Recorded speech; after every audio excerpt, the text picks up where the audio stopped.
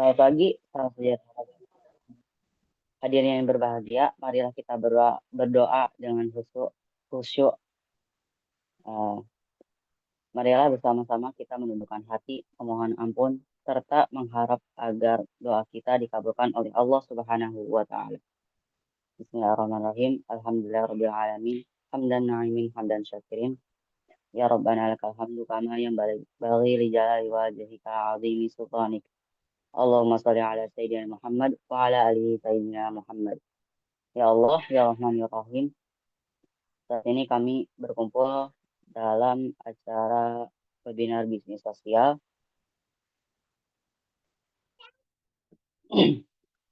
yang diselenggarakan oleh Coach Isma.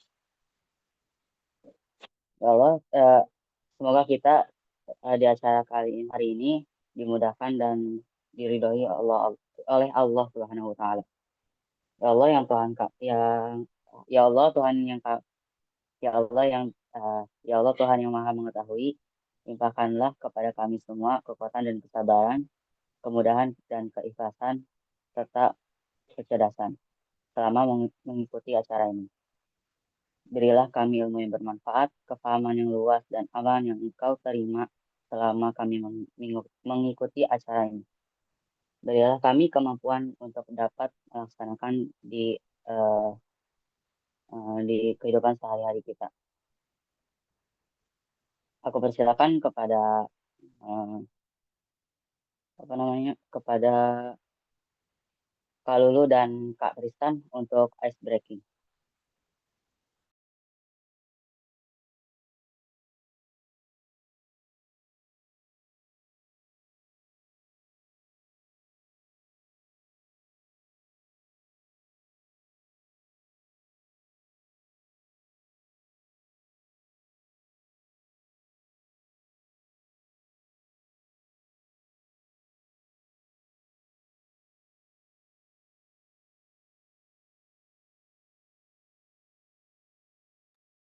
Halo Tristan, boleh dimulai ice breakingnya dan Kak Lulu.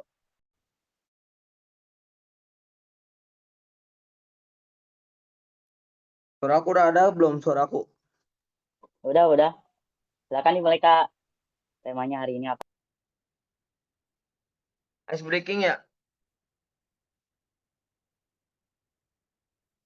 Oke guys. Bentar.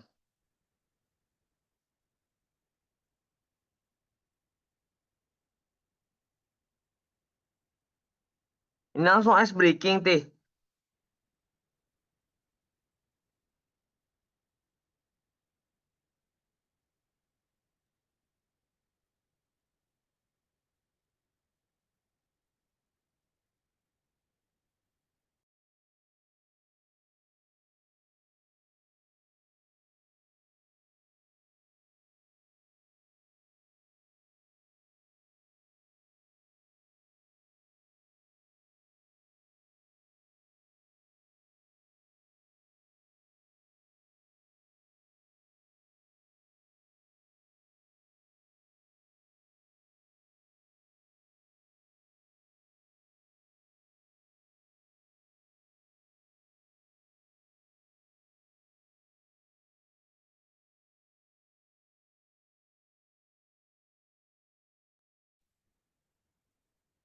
Sorry guys.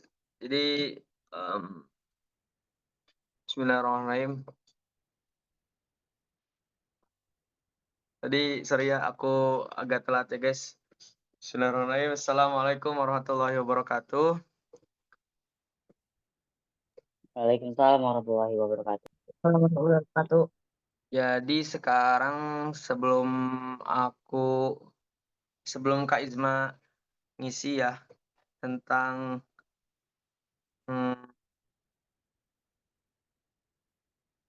sebentar.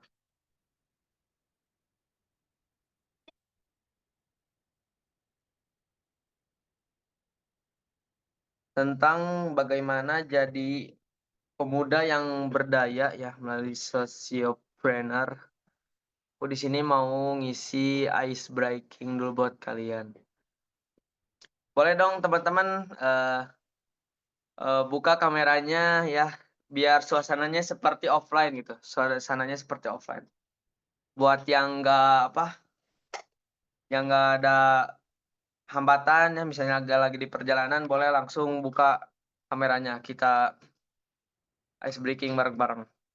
Yuk, boleh teman-teman minta kerjasamanya guys. Oke.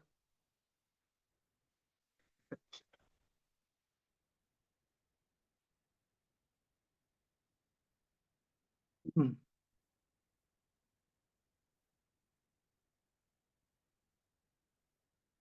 Nah, jadi tujuan aku buat biar kalian on cam itu adalah jadi permainannya itu karena kita ini online, tapinya kita bisa masih memperlihatkan muka gitu ya. Kita main tebak-tebakan kalimat gitu. Jadi misalnya contoh ya, aku gak akan nyebutin katanya, cuman aku kayak nyebutin katanya ya. Jadi tapi misalnya nih, kayak gitu bener bener Oke. Sebelumnya kalian udah ready belum? Yang udah ready jempolnya ke atas dong, yang udah ready jempolnya ke atas. Masih kecil tuh. Nah, mantap. Oke, berapa orang nih ikutan nih? Boleh yang lainnya juga kalau misalnya biar bisa lebih seru lagi, lebih banyak, lebih seru. Stan, itu sebelum mulai gamesnya hati-hati ketombinya pada jatuh dari tadi diituin mulu. Jadi tadi, jadi tadi, jadi tadi tuh gue tuh habis jadi imam guys, jadinya pakai kopiah, jadinya rambutnya berantakan guys, sorry ya. Aku habis jadi imam terus pakai kopiah, jadinya berantakan. Atau pakai kopiah aja lah, pakai kopiah bentar.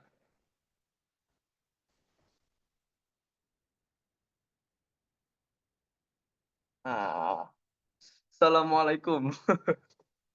Oke guys, jadi permainannya ini ya kayak mirip kayak misalnya kayak kalau misalnya kita tuh kelompok ya. Nah, jadi Kak aku tuh kayak nyebutin sebuah kalimat, nah itu tuh harus kalian tebak ya. Tapi misalnya ada yang bisa, coba kalian acungkan tangan di fitur yang ada di Zoom. Oke? Lihat nih. Contohnya ya, contohnya kalimat ya kalimat. Tapi aku sambil sambil meragainya biar gak terlalu sulit.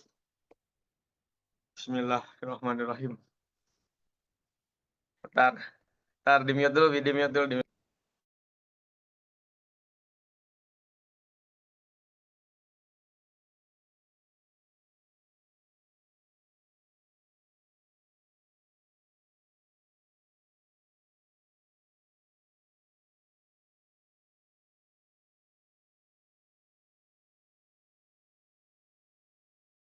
Oke, Umar, langsung Umar, gas Umar. Umar, apa Umar? Jawabannya Umar. Woi, Bentar, kedengeran nggak? kedengaran. Aku ingin sekolah. Nyaris. Oke ya. Kata keduanya itu. Ya, kata yang keduanya. Oke, masih belum ya. Jadi kayak gitu ya, guys ya. Eh, si permainannya tuh kayak gitu. Walaupun ya agak garing ya. Tapi nggak apa-apa ya. Jadi kayak gitu. Coba menurut aku coba kalian cobain. Coba Mar. Apa Mar? Jadi tadi tuh jawabannya aku pergi ke sekolah ya. Cukup. Cukup Mar. Cukup 3 kata aja Mar. Cukup 3 kata aja. Oh, Oke? apa ya? Siap Mar?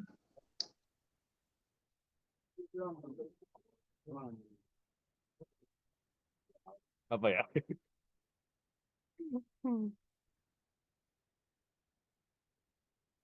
Nanti gue disini kalau malam-malam aja. Problem lah, kalau kamu itu gua kan ada gua dia kayak gitu. Dia main gitu. Kan gua kan ada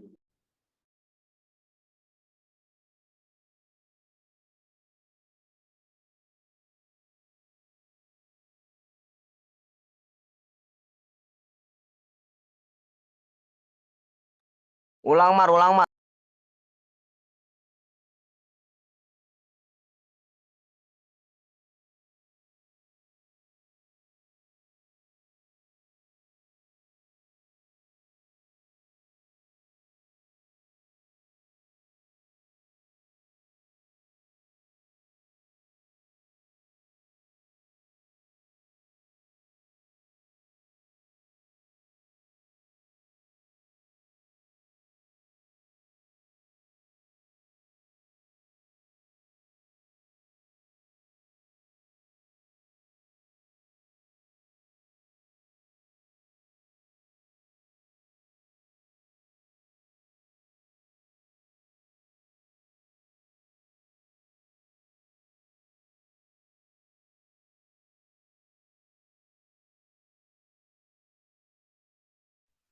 Ada yang tahu jawabannya guys? Aku cuma tahu kata awalnya doang, aku sama kata ketiganya kamu. Benar gak Mar? Iya. Ah, coba Mar, ulang Mar.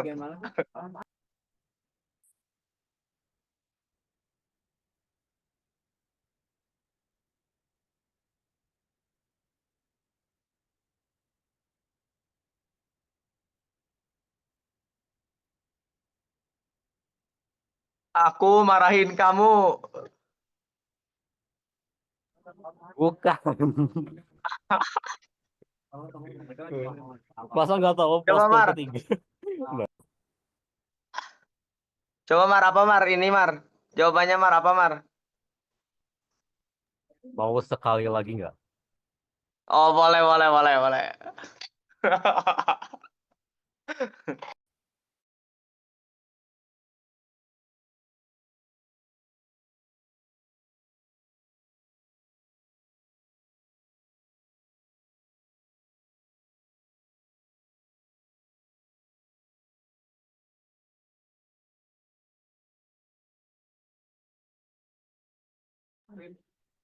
Ada yang tahu.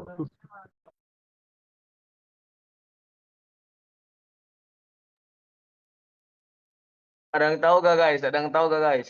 Ada yang tahu. Itu Aris siapa?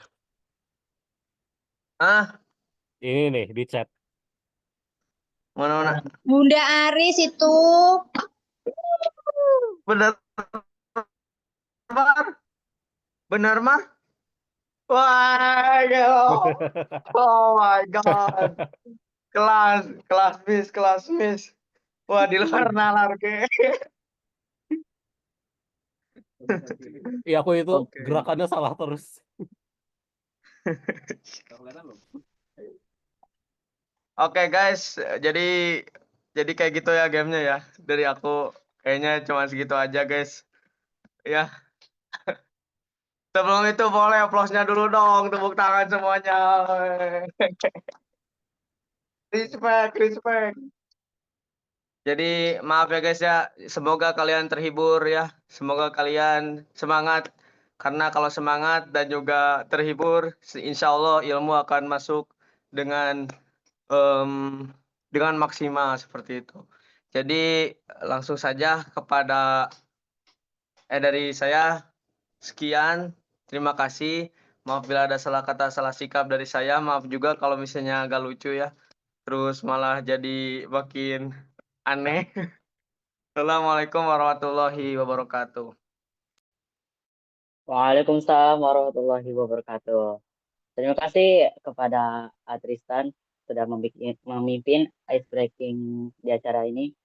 Boleh dilanjutkan dengan Kak Lulu untuk ice breaking selanjutnya.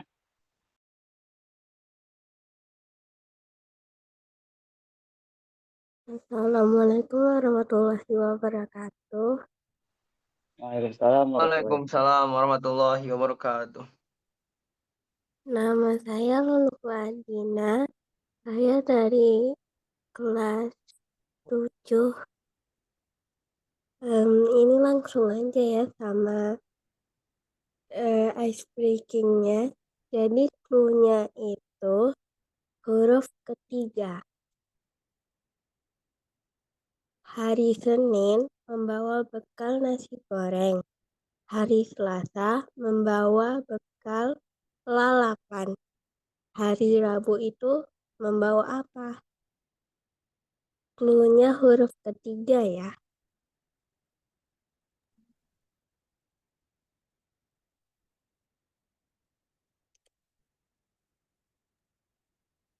Hari Rabu membawa Bugis. Betul. Betul. Wuh. Keren. Lanjut. Lanjut. Silahkan, Hari tolong Senin lanjut. membawa bekal nanas. Hari Selasa membawa bekal lemon. Hari Rabu membawa bekal bubur. Hari Kamis membawa apa?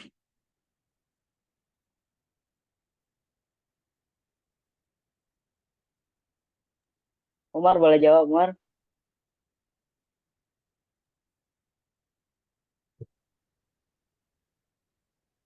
Dari mana? Makaroni. Tadi itu baru sampai keesokan hari ini. Tuh.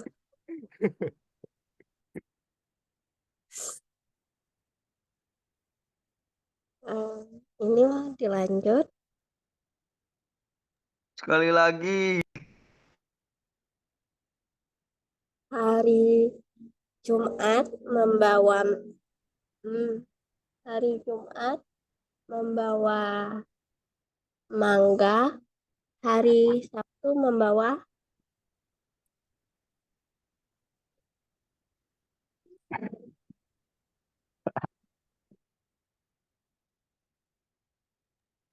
Sabtu bawa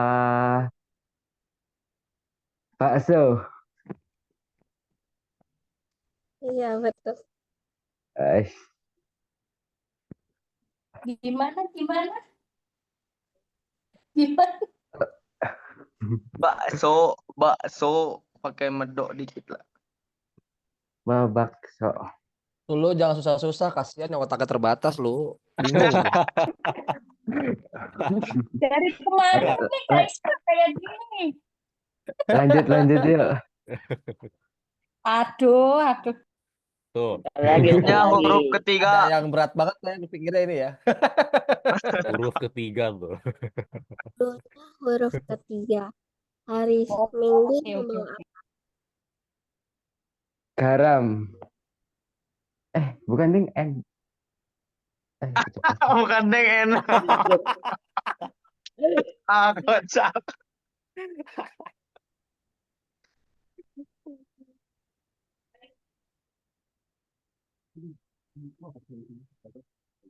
Bawa Nissan. Emang Nissan bekal. Bisa. PDF-nya Nasi goreng. Wah. Wes, Boleh tuh. Kelas king. Respect. Baru makan nasi goreng. Enggak sih. Wow, baru makan nasi goreng kelas mar. Enggak. Belum. Ini bohong hiburan. Aku. Nyoba ya.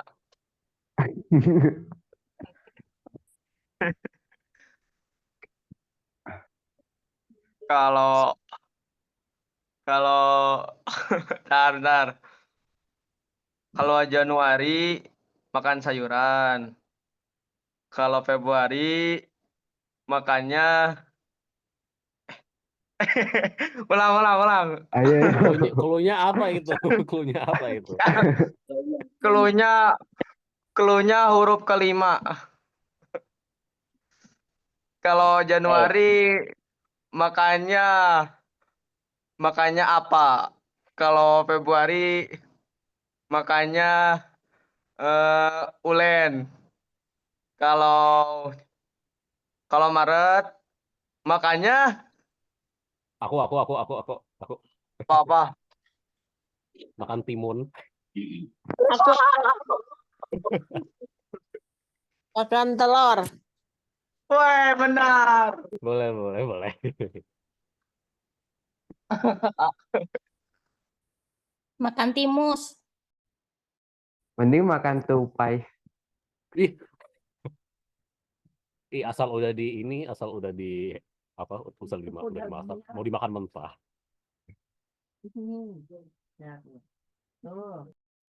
Terakhir.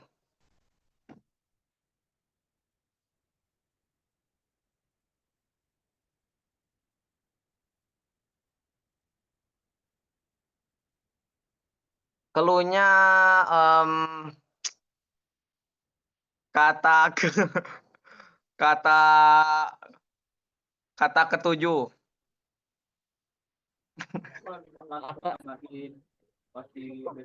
Huruf dari huruf ketujuh. Oh ya, Huruf atau kata? huruf ketujuh. Kau bikin kalimat dong kayak gitu. Huruf ketujuh. Ya, ini terakhir. Kalau bentar ya. Kalau ngopi di kafe itu kita minum Indomie. Kalau kalau em, ngopinya di rumah kita makannya ikan. Tapi kalau misalnya kita ngopinya bareng-bareng itu kita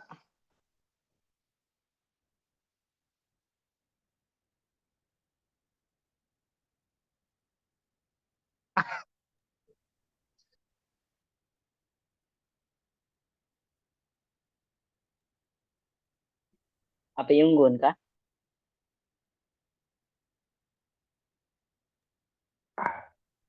Berpikir sejenak. salah. Tadi Ada. apa? Patih jawabannya, Pak Patih. Api unggun. Ah. Hah? Api unggun. Salah. Lanjut, salah. Kalau Belum aku jawab nih. kalau ngopinya bareng-bareng itu gimana? Kalau ngopinya bareng-bareng itu gimana?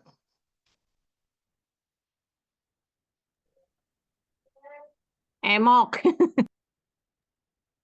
Apa? Emok si dakep. Emok si dakep. Duduknya emok. Salah. Siapa?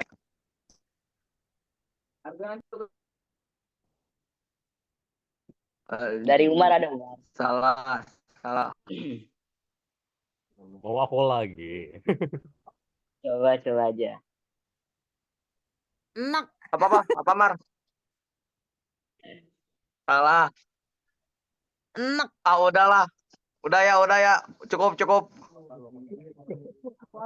Kan kalau berarti dari ngopi ya. Kalau ngopinya berarti kan ngopinya itu huruf ketujuhnya Y. Berarti gimana? Berarti ya bebas. Ya bebas. Bingung dia yang mikir Ya, soalnya. bisa. Aduh.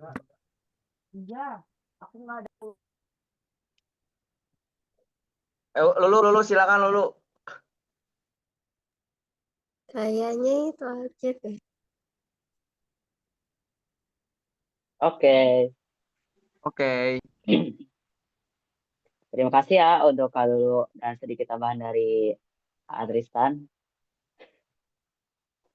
Boleh dilanjutkan untuk ke Kak Faro.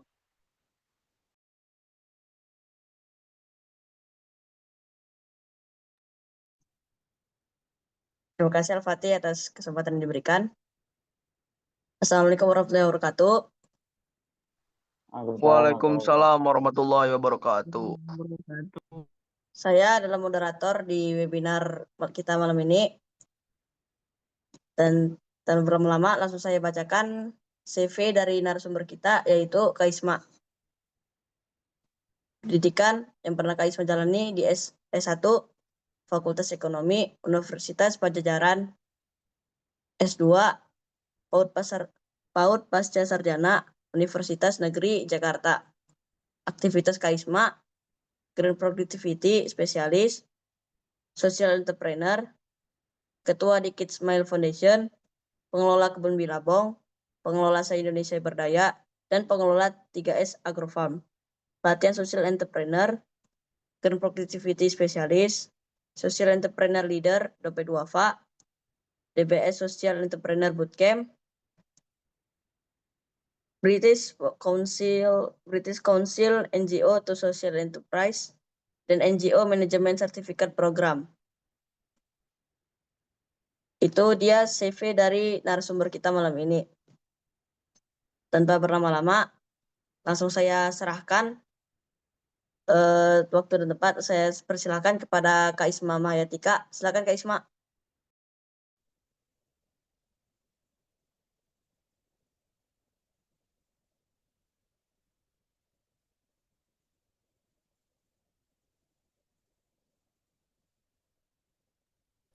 Suaranya Kak. Suaranya nggak ada. Oh, sorry, kecabut, sorry. Halo, cek udah ya sekarang ya. Udah belum suara sekarang? Udah Kak, udah Belum. Kak. Udah ya. Tadi kecabut ini apa namanya headsetnya. Iya, senang banget hari ini Kak Isma bisa ketemu sama teman-teman semua di sini di Madani Life School dan pemuda hebat dan juga pemuda-pemuda dari berbagai lokasi di Indonesia. Jadi hari ini eh diminta sharing tentang social entrepreneur gitu ya. Sebelumnya udah ada yang pernah dengar belum sih tentang social entrepreneur? Boleh dong eh sharing-sharing. Ada nggak yang sudah pernah dengar?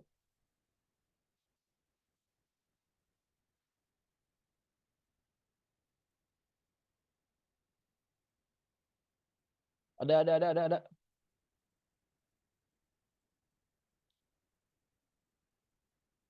Social entrepreneur, social enterprise. Nah, pernah ada yang ini nggak? Pernah ada yang dengar nggak? Kalau dengar udah pernah Kak, cuman kalau tahu sih belum sih, kalau tahu lebih jauh. Kalau tahu sih belum gitu ya. Oke deh.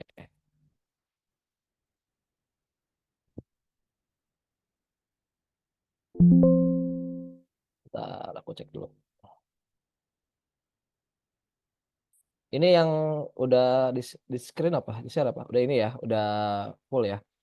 Ya, jadi tadi Faro cerita ya. Jadi saya juga sebenarnya beruntung juga. Saya tuh pernah beberapa kali ikut bootcamp tentang social entrepreneur. Jadi yang pertama itu dulu di Dompet Duafa tahun 2000 berapa ya? Tahun 2008. Udah lahir belum kalian? Faro udah lahir belum Faro 2008? Belum Kak. Belum ya? Iya, jadi saya dulu ikut program selama setahun ya di Dompet Duafa pendampingan. Jadi ini paling berkesan social entrepreneur ini kenapa paling berkesan? Karena ini saya ikut program lagi nikah. Jadi kan bootcampnya 2 minggu di apa namanya di sebuah tempat gitu ya. Jadi minggu pertama ikut bootcamp, terus Sabtu Minggu saya nikah gitu ya sama Kalintang gitu kan. Terus Seninnya balik lagi masuk bootcamp gitu. Jadi berkesan banget nih apa student leader ini. Dari sini saya berkesempatan belajar langsung sama Pak Heru Sudewo. Pak Heru Sudewo ini pendiri Dompet Duafa dan pendiri berbagai macam gerakan social entrepreneur di Indonesia. Jadi salah satu yang apa ya? Salah satu master apa ya? Salah satu ya orang hebat lah di social entrepreneur di Indonesia itu Pak Heru Sudewo. Gitu. Jadi dulu kami dilatih dan diajarin untuk bagaimana membuat sebuah program yang sustain di masyarakat, yang social leader. Lalu kemudian yang kedua saya pernah eh, ikut DBS Social Entrepreneur Bootcamp. DBS ini bank dari Singapura, panjangnya apa ya? Development Bank of Singapore. Jadi DBS Foundation ini punya namanya Social Entrepreneur Bootcamp. Jadi ini ngumpulin para social entrepreneur dari berbagai tempat di Indonesia gitu ya. Jadi kita belajar bagaimana membangun social entrepreneur yang apa namanya yang bagus itu ya. Saya dulu tuh sekelas sama gandeng tangan, terus kemudian apa lagi dulu ya, macam-macam lah si apa namanya si program social entrepreneur-nya. Lalu kemudian saya pernah ikut juga British Council NGO Social Enterprise. Jadi salah satu salah satu yang mendorong social entrepreneur di dunia itu namanya British Council. British Council ini programnya pemerintah Inggris gitu ya. Nanti teman-teman saya akan kalau tertarik dengan social entrepreneur saya share apa namanya ebook-ebooknya lah ya. Itu menarik ebook-ebooknya. Lalu kemudian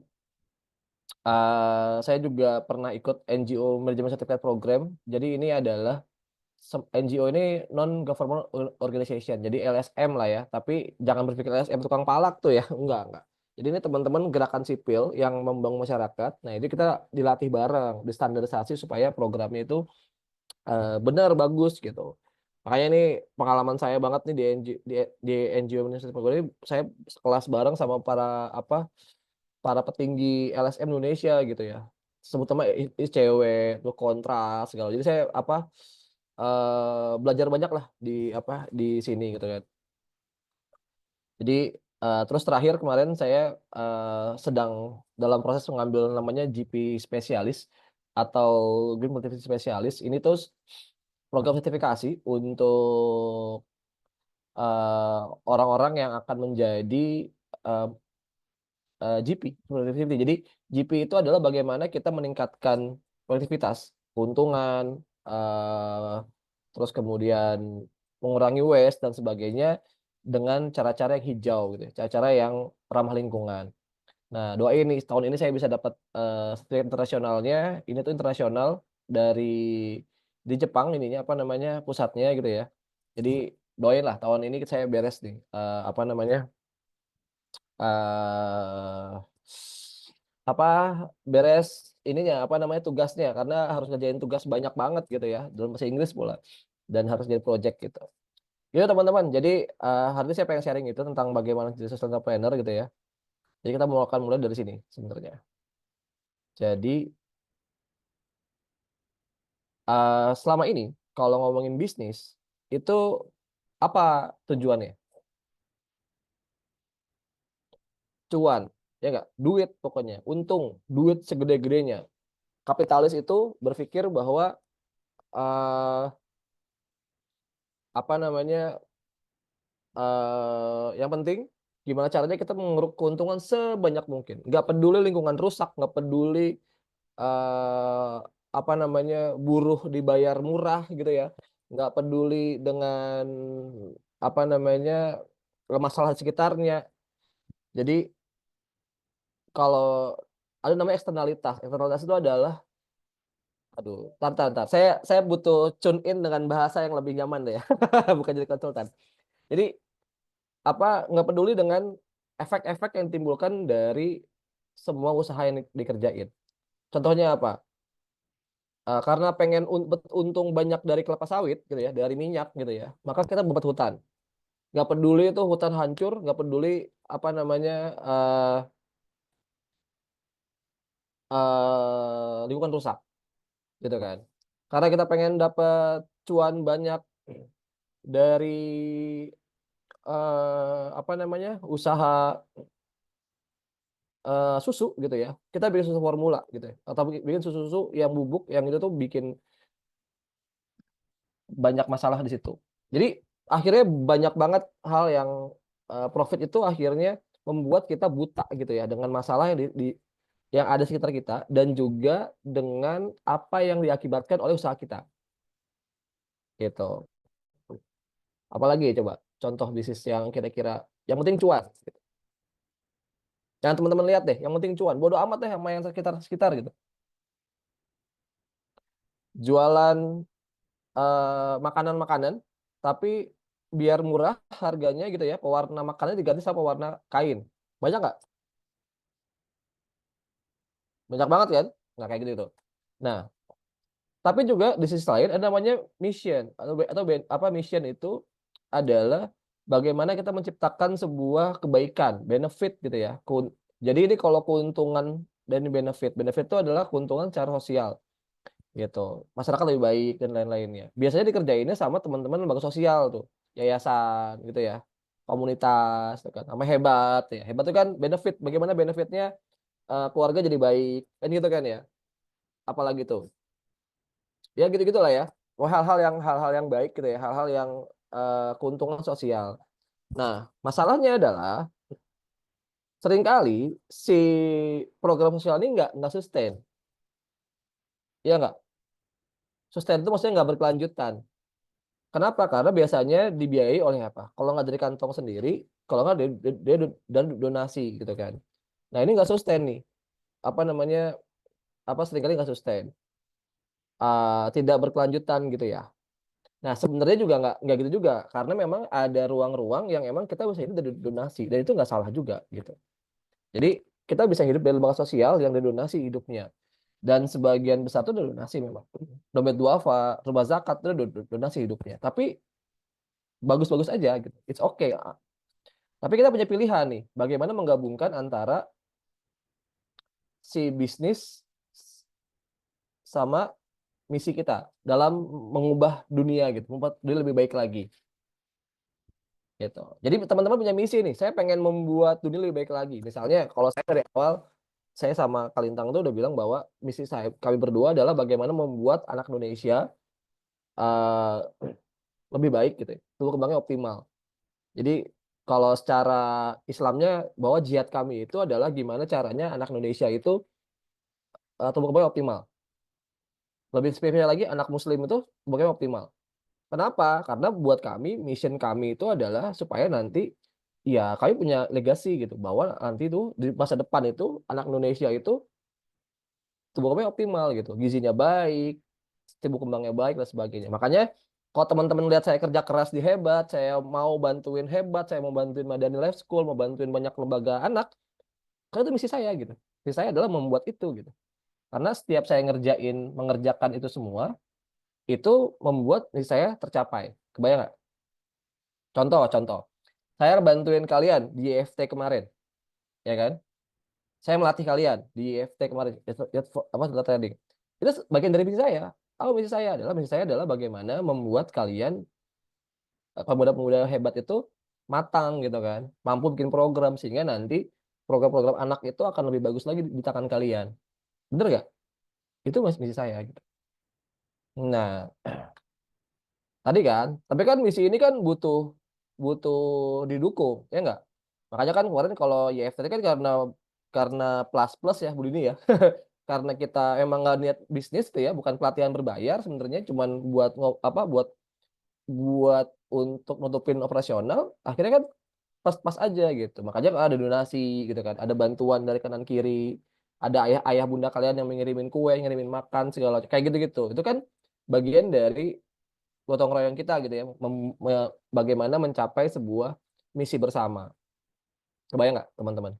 Nah, lalu kemudian kita bikin bisnis nih, tapi kita punya bisnis juga yang itu biar profit gitu kan, dapat untung juga gitu, nggak cuma benefitnya, tapi juga dapat untung.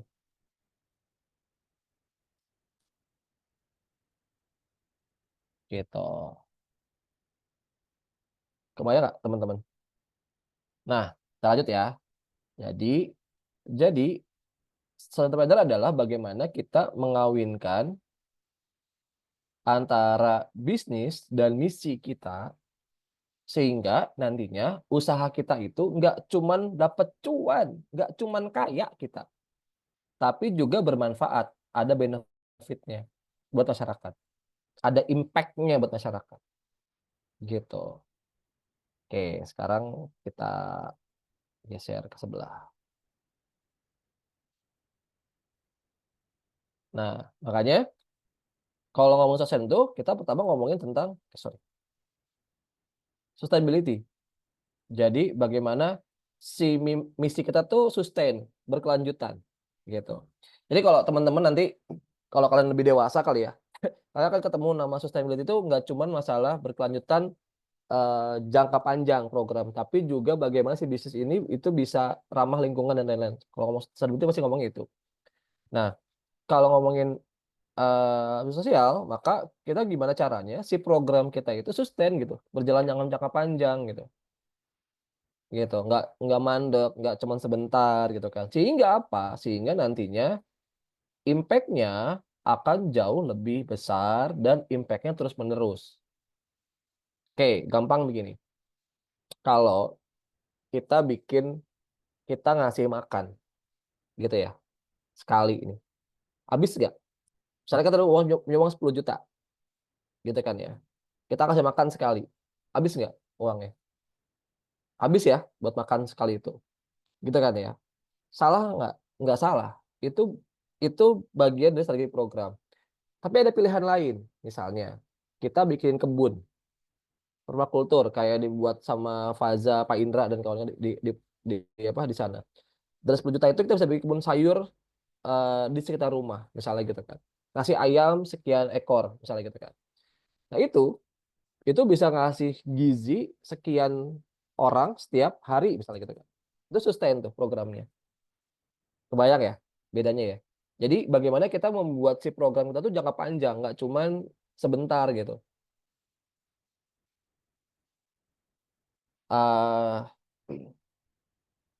Gitu ya, kebayang ya ininya ya, apa namanya, pandangnya bahwa kita tuh sosial itu kita pengen bahwa si misi kita, si niat baik kita, niat kita untuk membangun masyarakat tuh dia bisa sustain, berkelanjutan, jalan terus, jangka panjang gitu ya. Sehingga apa?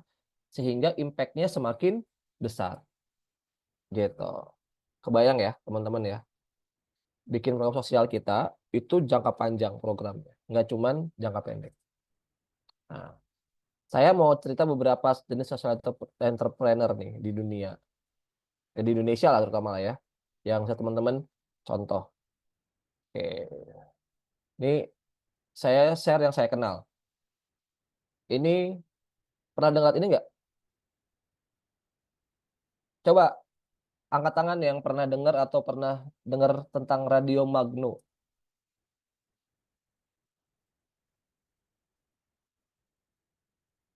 Ada. Siapa yang pernah dengar Radio Magno?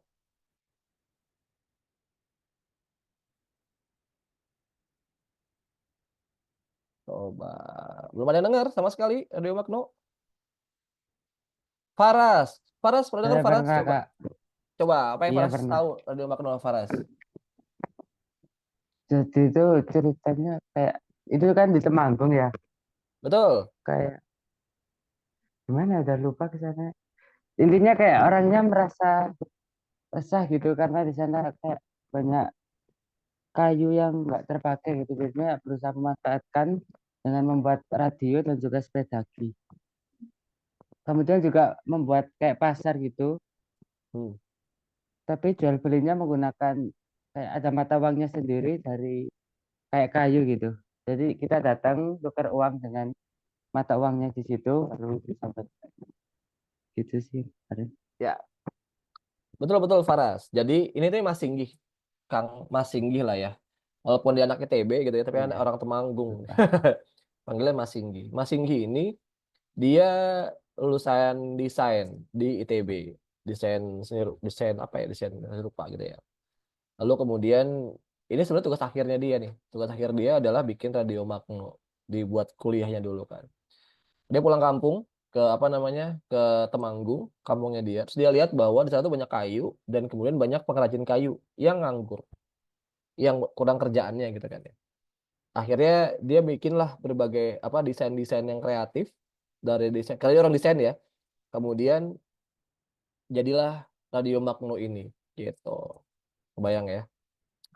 Dan itu lakunya ini mahal banget ini. Ini bisa jutaan nih harga radionya. Radio begini doang jutaan. Karena dia emang yang dijual adalah keunikannya gitu ya. Terus kemudian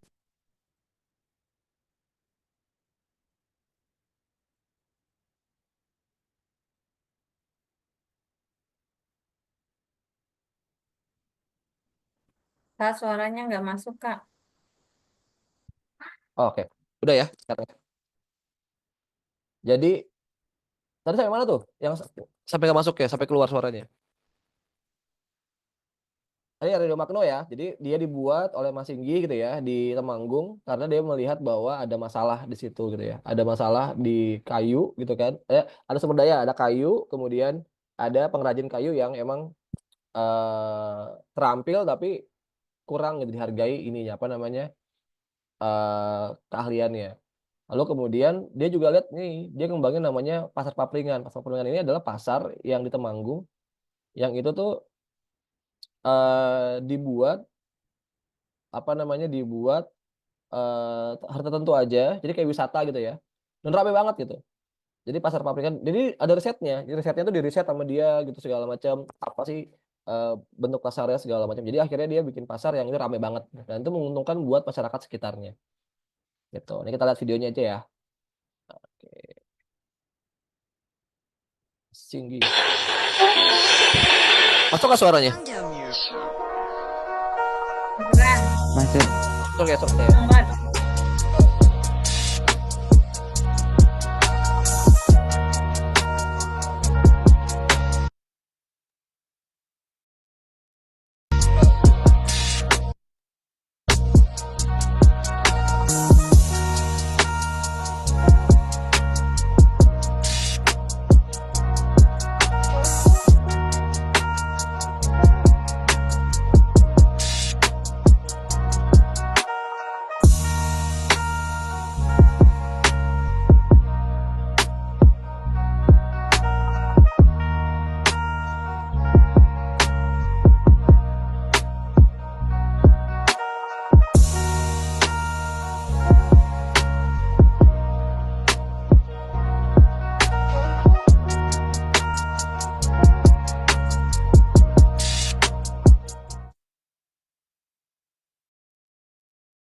Oke, kebayang ya. Jadi dia bikin itu, dia nggak cuman produksi, nggak cuman ngambil kayunya, tapi ngapain tadi tuh?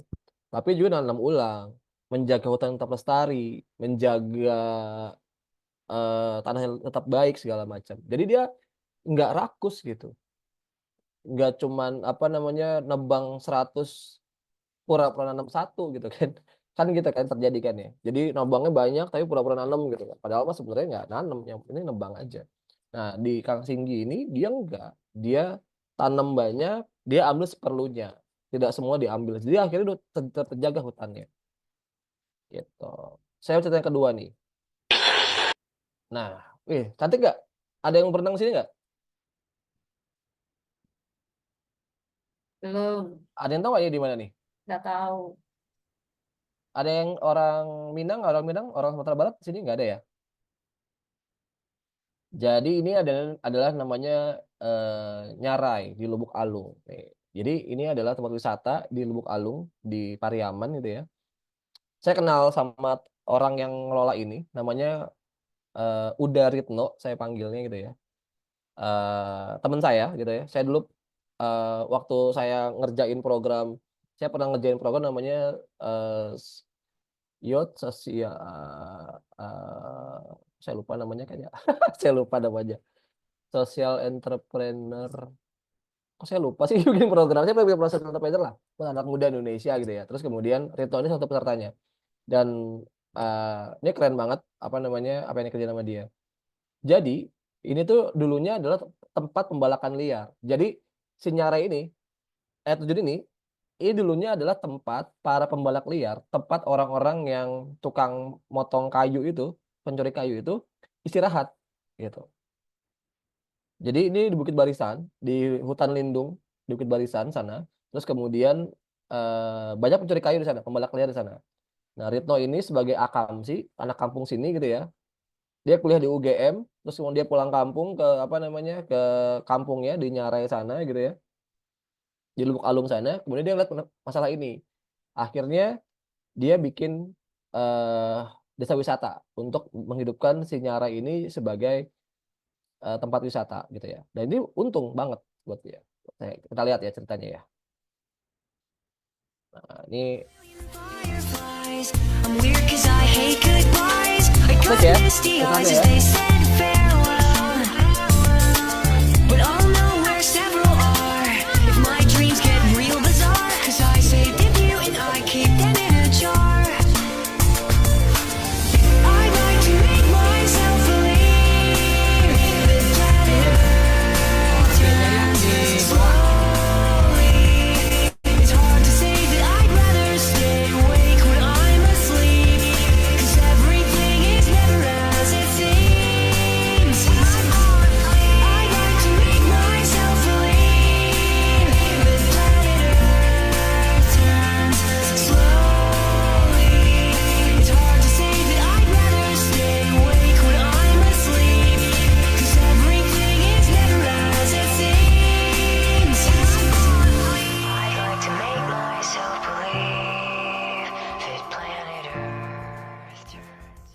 dia bikin wisata minat khusus itu yang kita tuh bisa main kayak terjun, tapi yang dia jual mahal itu adalah experience nombak ini, apa namanya?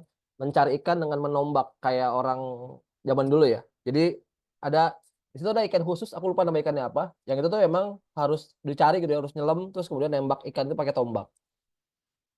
Ini ceritanya Kak Rito waktu dia membangun Nyarai. Sorry, salah.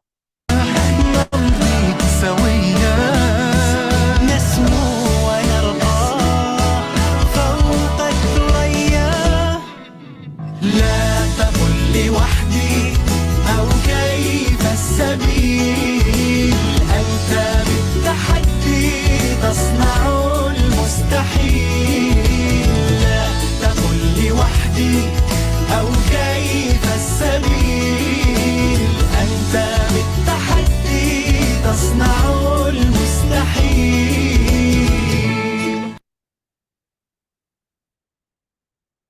Nah, jadi apa yang dikejar sama dia di sini? Jadi apa yang dikejar sama dia ngeliat ada potensi wisata yang indah, betul ya?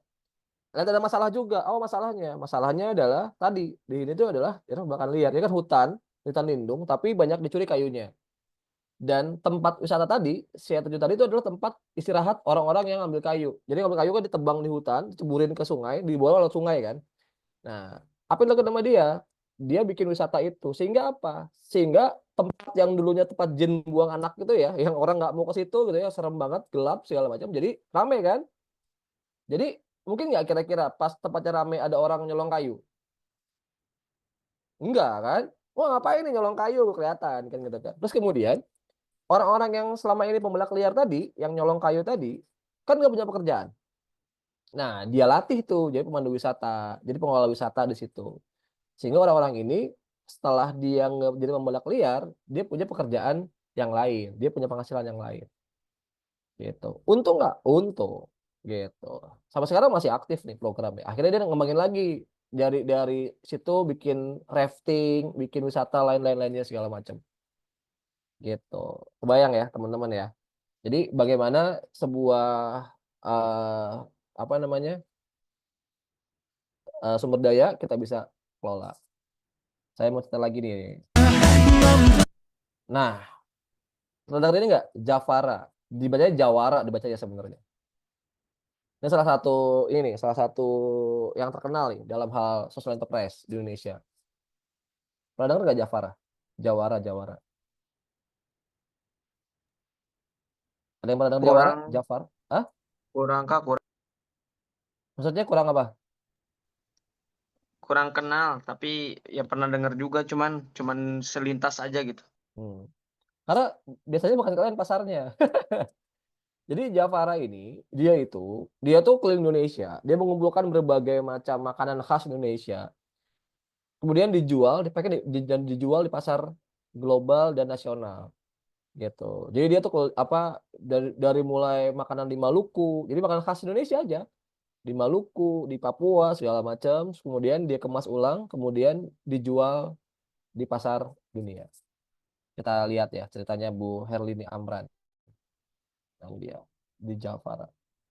Halo, nama saya Helianti Hilman. Saya adalah pendiri Javara Indonesia, perusahaan yang bergerak untuk mengangkat pangan warisan terlupakan Indonesia.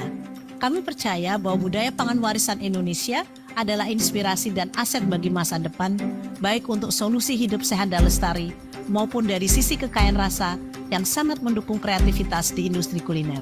Proyek kolaborasi antara Javara Indonesia dan Cetem Atelier melahirkan 2 minuman yang merayakan kekayaan bahan pangan Nusantara. Ada 2 minuman yang dapat dinikmati, yaitu Osmanthus Milky Tea dan Four Seasons Tea.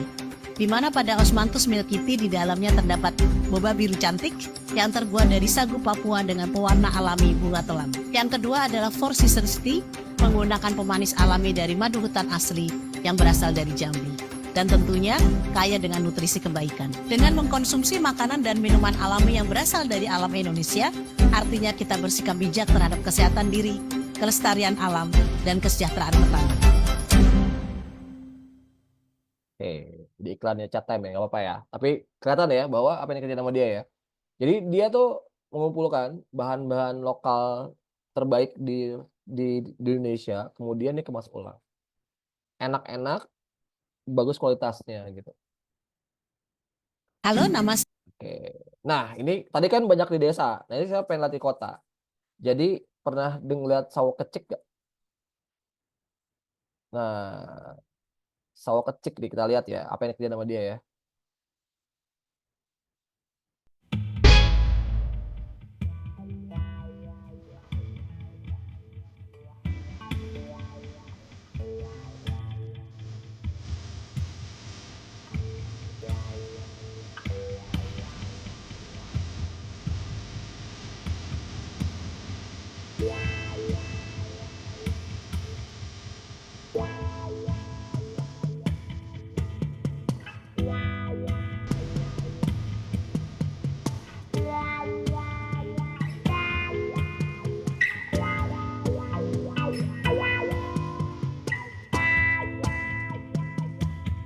Nah, jadi oke, saya tanya sama yang ciwi-ciwi ya, perempuan. Cantik gak gelangnya?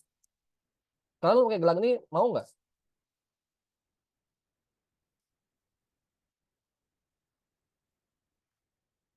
Kalau pakai gelang kayak gini mau nggak? Nggak kelihatan dia bekas plastik kan? Gitu kan. Nah, yang jadi masalah itu selama ini pengolahan sampah plastik itu selalu bikin produk-produk yang nggak laku dijual gitu. Bikin tas dari tulisan apa namanya dari yang dijahit tuh apa namanya? Siapa yang mau pakai gitu kan? Iya nggak?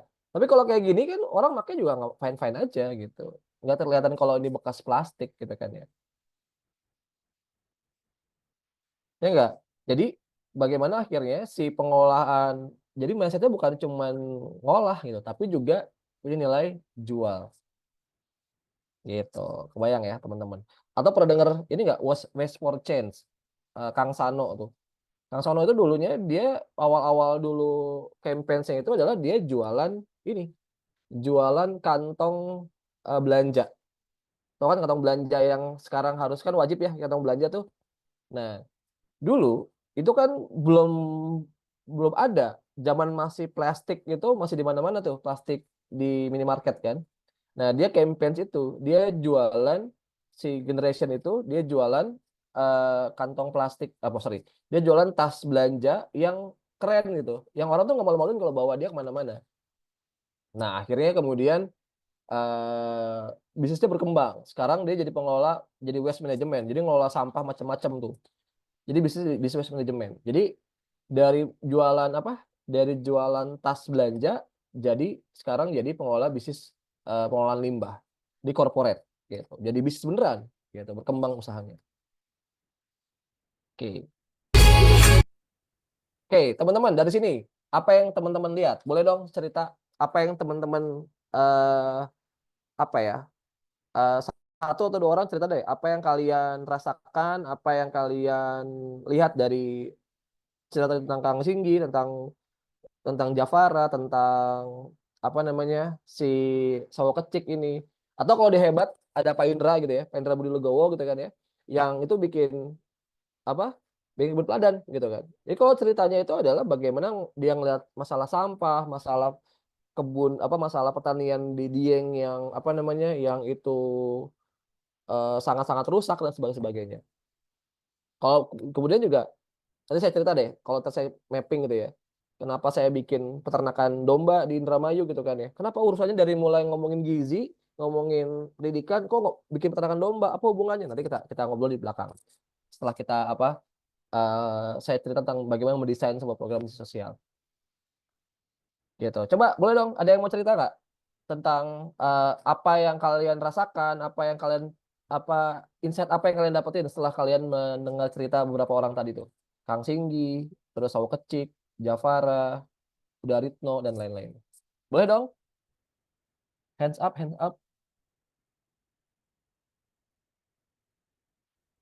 Ada.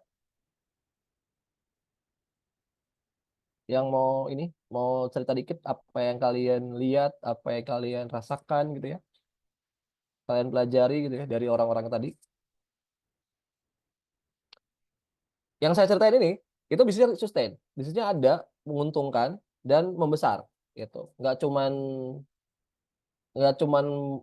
apa ya, nggak cuman menang proposal doang gitu ya, bisnisnya jelek gitu ya. Ada nggak yang mau cerita dari apa yang tadi kalian lihat, apa yang kalian pikirkan, apa yang kalian dapatkan? Boleh dong, boleh dong.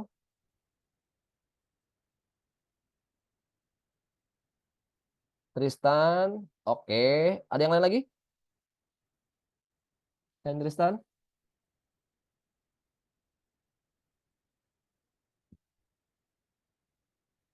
Tris, boleh Tris. Gimana Tris? Jadi tadi kan aku dengarnya kan tadi aku sempat ke kamar mandi kan, terus aku ngedengarnya tuh yang tadi yang Jawara ya, yang Jafara ya. Terus aku ngeliat tuh kayak merasakannya tuh mereka tuh menjadikan sebuah masalah itu menjadi sebuah solusi gitu. Kan yang awalnya itu misalnya kayak sampah plastik ya kayak gini, misalnya kayak botol tutup-tutup botol plastik kayak gini gitu ya, yang harusnya tuh kita ngelihatnya tuh seperti hal yang nggak berguna lah menurut aku ya. Kayak memang kayak buat apa lagi sih gitu ya selain buat didaur ulang gitu ya. Terus mereka kayak memutar otak dan pastinya juga mereka mempelajari ilmunya gitu kayak jadi segala sesuatu itu kan pasti ada ilmunya gitu dalam sebuah hadis gitu ya. Dan ya mereka dengan cara itu mereka menjadikan sebuah sampah plastik tersebut menjadi sebuah solusi dengan cara menjadikan itu sebuah gelang gitu. Terus ya, ternyata ketika dijadikan sebuah gelang tersebut, ternyata wow, bagus juga gitu karena mungkin mereka juga sudah ada ilmunya juga. Dan akhirnya mereka memberdayakan juga kan orang-orang di sekitar mereka yang awalnya tadi misalnya selalu ngambilin kayu gitu ya di pas apa yang penebangan pohon itu gitu ya. Seperti itu Kak. Jadi mereka menarik-narik orang-orang tersebut biar kerja bersama mereka dan juga menciptakan sebuah karya yang menurut saya itu berbeda dari yang lain gitu. Yang menurut saya itu friend gitu. Jadi ada sebuah kemenangan dari mereka yang membuat mereka tuh kayak wow banget gitu di mata orang lain dan makanya tidak wajar juga sih kalau misalnya mereka bisnisnya juga jadinya maju terus berkembang gitu karena kalau orang gitu, misalnya dia itu udah punya sebuah kelebihan yang susah ditandingi sama orang lain, biasanya orang-orang tuh bakal ngambilnya ke situ gitu. Sore hilang ya? Oke, lanjut, lanjut, lanjut. Itu kasih yang baru saya ambil gitu sekarang. Oke, sip. Terima kasih Tristan. Ada yang lain nggak? Dan selain Tristan? Boleh dong, boleh dong.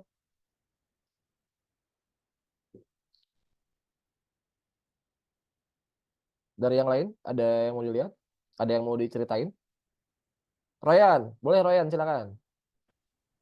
Iya, jadi kan tadi dari ini ya liatin nih banyak eh, apa ya, kayak bisnis-bisnis yang sukses nih kan ya.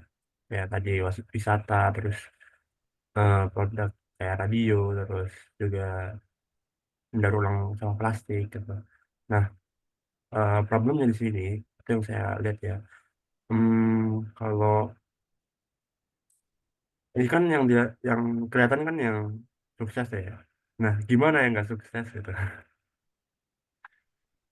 Apakah kan tentu mungkin ya menurut saya masih banyak lah ya gitu yang sukses. Nah, apa sih indikatornya biar bisnis-bisnis tersebut tuh tetap apa ya bisa sukses gitu dibandingkan bisnis yang lainnya gitu sih. Ini Oke. sorry, Good. sebenarnya sorry Kang, ini saya baru masuk tadi jam berapa tuh? Jam 8.30 tuh nggak salah. Ini mungkin amatir Nggak yang apa-apa. sebelumnya kita dengar itu Kang. Jadi tadi ya, jadi ini oke, ini menarik sebenarnya. Jadi ini apa yang selama ini selalu selalu diomongin sama mentor-mentor saya kan. Di sosial ini seringkali emang gagal. Kenapa gagal ya? Karena dia nggak bisa pindah dari kuadran sosial ke kuadran bisnis. Kebayang nggak? Tadi saya cerita. Oke, kita ini aja ya, bentar ya, saya stop share dulu bentar. Jadi ini cerita nih.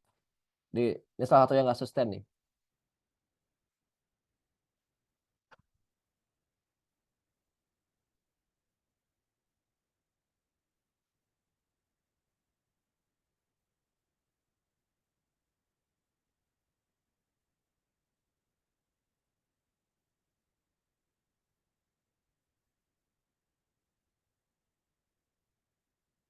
Eh,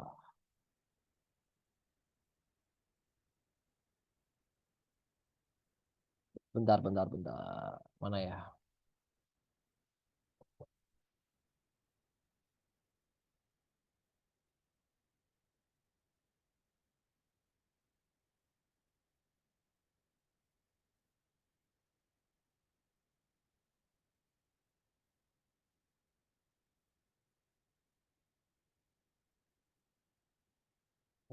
Kalau aku share ini ya. Jadi kayak ini.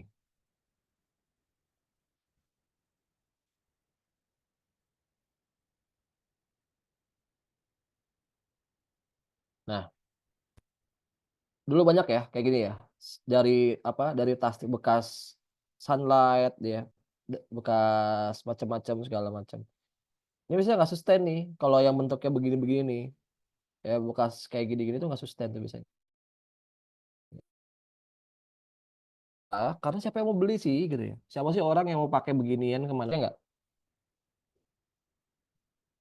Nah, makanya karena dia nggak bisa belum bisa pindah tuh dari masalah kayak gini, keren sih gitu ya. Sebagai berita keren, tapi sebagai bisnis ya nggak oke gitu. Karena memang dikit orang yang mau beli gitu. Coba, siapa mau beli kayak ginian? Yang mau jalan kayak ginian sehari-hari ya kan dikit ya kan? Kayak gini-gini. Dikit banget nih orang yang mau pakai itu. Beda tadi kan sama apa? Sama Sisi kekayaan rasa. Jafara atau tadi mana ya? Sama si sawo kecik ini kan? Ntar saya share Instagramnya. Ini sawo kecik di Instagramnya. Kan sama ya yang dikelola sama dia kan? Sampah plastik kan? Bekas kan? Iya nggak? Tapi tasnya kayak begini gitu.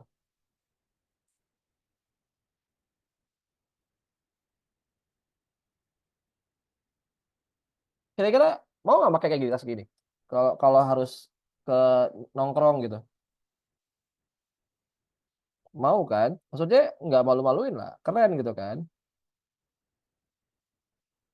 Nah, jadi PR itu sebenarnya. Karena kita nggak pindah dari masalah sosial ke masalah bisnis gitu.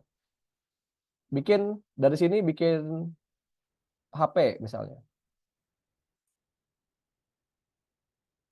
Ya kan? Kan ini orang make, ya nggak? Gitu. Nggak kelihatan kalau dia udah ulang gitu. Nggak kelihatan kalau itu sampah gitu kan. Ya kan? Jadi dia pindah dari sosial ke bisnis gitu. Jadi bisnis as a bisnisnya dikerjain beneran gitu. Marketnya diberesin beneran, marketingnya dikerjain beneran gitu. Kebayang nggak teman-teman? Kebayang Ryan ya? Jadi akhirnya kan bisa apa? Bisa jalan gitu. Ini nyarain kayak gitu. Nyarai kan banyak kan wisata yang juga kayak Nyarai gini kan. Tapi kan nggak berkembang juga gitu. Nah tuh, kalau kata Boris bener kan, kita sabun colek gitu kan. Ya orang mau bikin kayak gitu kan. Kalau tanya ke aku ya, nih aku nih sebagai apa? Sebagai orang yang peduli lingkungan misalnya. Mau nggak pakai tas gituan? Enggak. Secara pribadi ya, secara ini mah bukan masalah dukung nggak dukung, tapi bicara tentang apa namanya? eh apa bicara tentang minat gitu ya. Ya gimana ya kalau buat tas gituan kemana-mana kan kurang ya buatku kurang aja gitu. Kalaupun ada benar-benar orang yang apa namanya yang spesifik banget. Kemarin di PB Ryan saya pitching gitu ya. Ada teman-teman aduh saya lupa namanya apa. Dia tuh bikin jeans, dia bikin tas dari jeans bekas. Dari jeans bekas jadi dikumpulin sama dia, terus kemudian dia bikin tas yang bagus gitu ya. Keren banget tasnya. Cuma emang secara bisnis belum scale up nih mereka gitu. Tapi secara bisnis sudah bagus nih, tapi belum bisa scale up, belum untungin lah gitu. Makanya saya belum cerita. Tapi itu keren banget gitu ya. Jadi secara misi sosialnya jelas bahwa jeans bekas ini sampah-sampah fashion itu didaur ulang sama dia, kemudian dijadikan apa namanya dijadikan tas yang bagus gitu. Oke, gitu ya teman-teman ya. Kebayang ya, Ryan ya. Nah, saya mau Berarti produk produk desainnya harus bagus. betul. Jadi nggak cuman ecek-ecek gitu. Jadi nggak Unik, cuman unik. unik. Jadi saya bilang tadi, secara bisnis itu udah dikelola dengan benar gitu. Bukan cuman bukan cuma ngomongin apa namanya Sosialnya doang. sosialnya doang gitu. Makanya kalau teman-teman bilang ada beberapa orang bilang sosial doang nggak akan berhasil. Iya, karena kebanyakan orang sosial itu mikirnya ke sosial gitu. Dia tidak berpikir as a bisnisnya. Nah, Pak Eri Sudewo, guru saya itu pernah bilang begini, atau waktu dia bilang ke teman-teman, teman-teman nanti tuh di masa depan harusnya nggak ada lagi istilah social entrepreneur. Harusnya nggak ada lagi social entrepreneur. Kenapa? Karena sebenarnya bisnis juga kan awal dari masalah, betul ya? Iya kan? Coba cek bisnis itu awal dari masalah semuanya. Semua bisnis dari masalah. Misalnya bisnis apa coba? Name it, coba sebutin satu bisnis saja. Jualan apa? Jualan apa?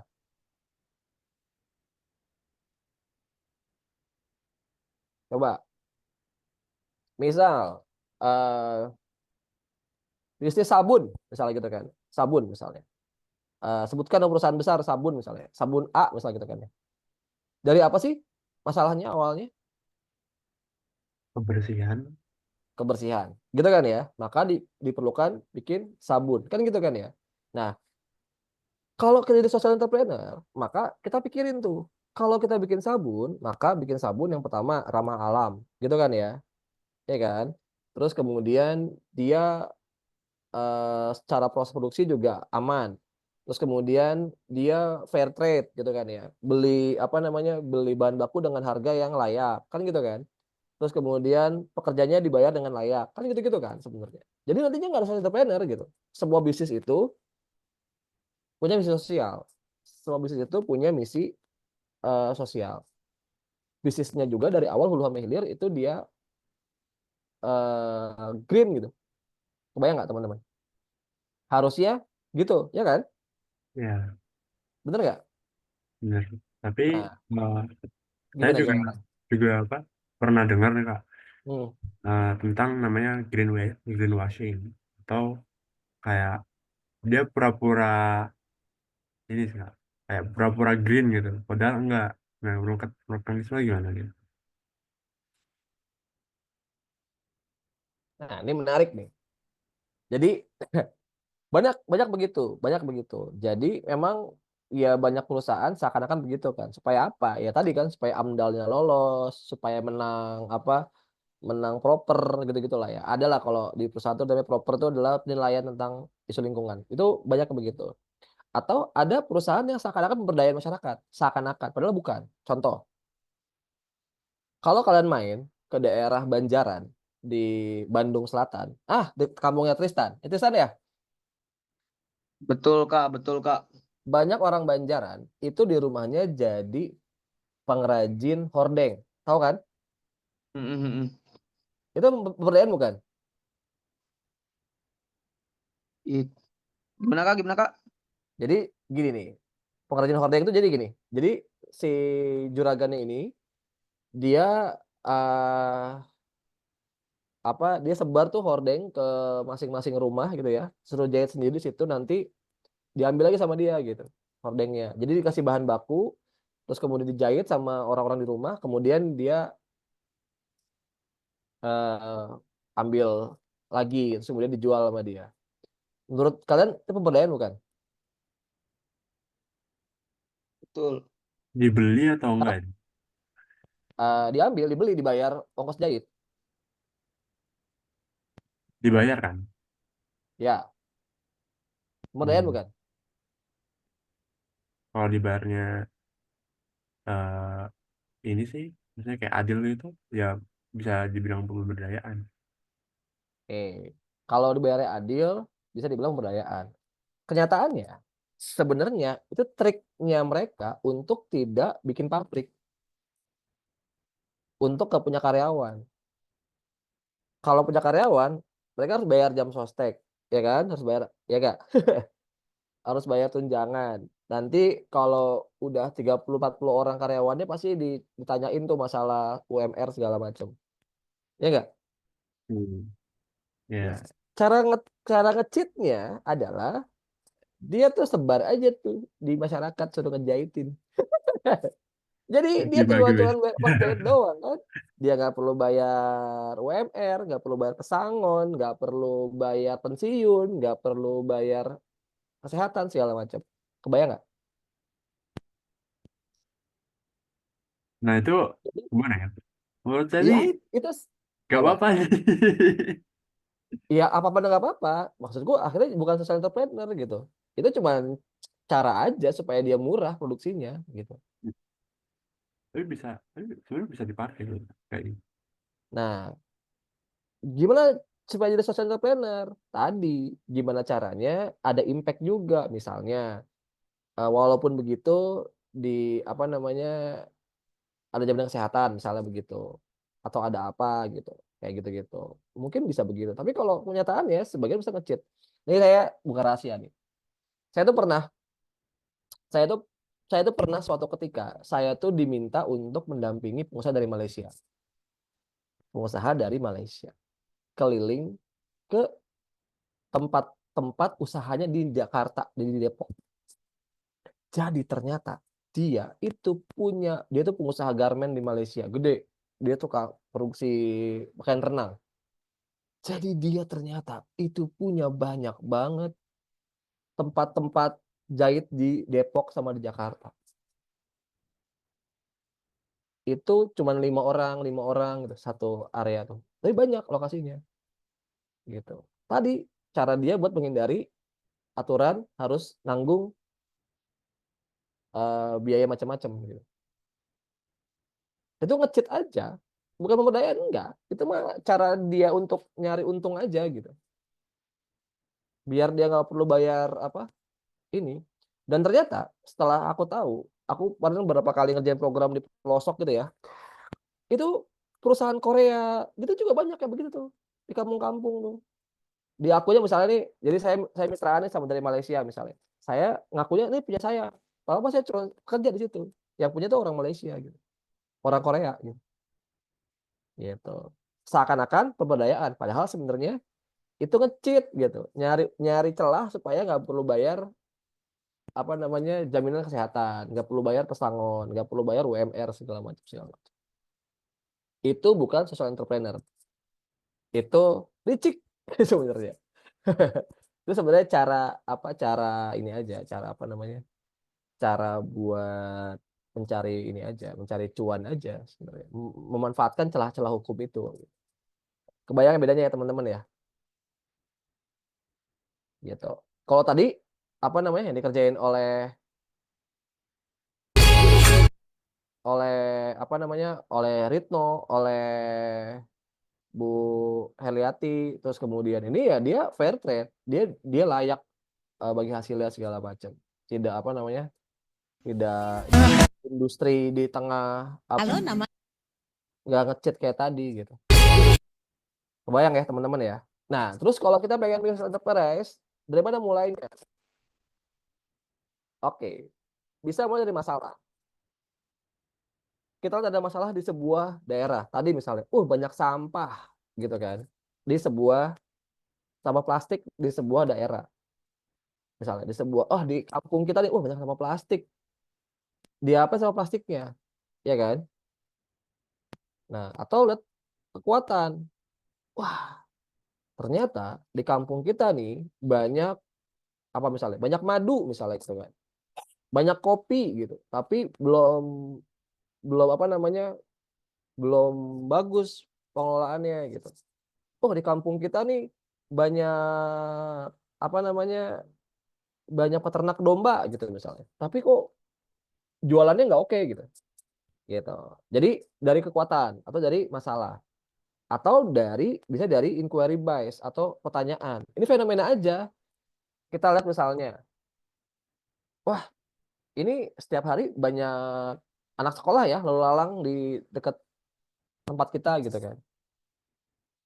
Nanti si inquiry bias ini kita coba cari tahu lagi, kita ketemu nih. Ini jadi masalah atau sebenarnya kekuatan gitu. Kebayang nggak? Apalagi fenomenanya ya. Misalnya kalau fenomena apa? Coba teman-teman coba sekarang kita mau main lah kepekaan teman-teman dengan lingkungan kalian. Bisa nggak lihat ada masalah apa, atau lihat ada kekuatan apa, atau lihat ada fenomena apa di lingkungan kalian? Satu aja. Coba tuliskan di kolom komentar.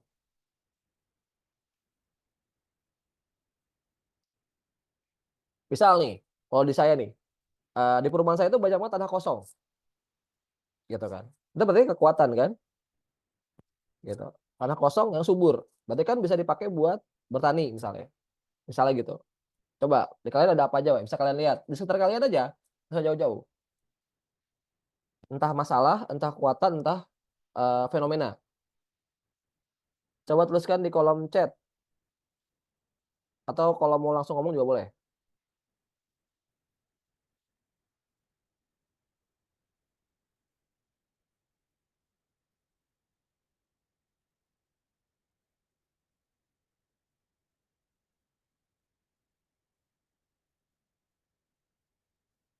Ada.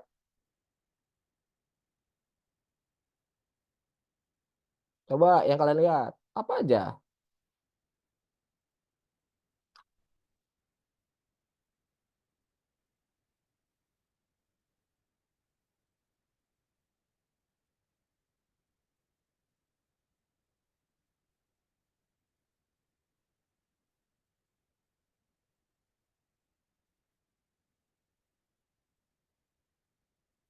Adakah?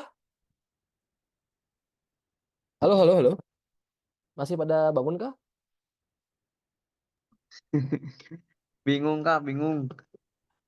Ini makanya coba lihat aja satu aja fenomena yang kalian lihat sehari-hari, Tristan.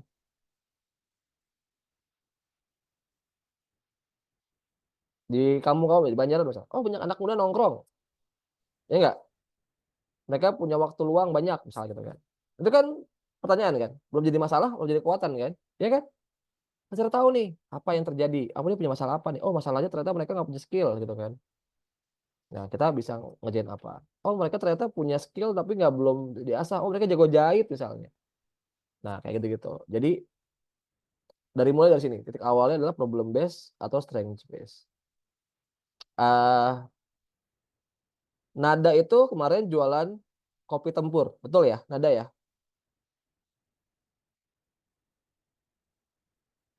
Nada tahu nggak cerita tentang tempur itu gimana? Jadi dulu kopi tempur itu susah Orangnya lakunya. ketiduran, Kenapa? Kak. Apa? Nadanya ketiduran. Nadanya ketiduran. Kang Irwan, pernah tahu nggak cerita tempur itu gimana? Tempur tuh jadi bagus tuh gimana kopinya awalnya?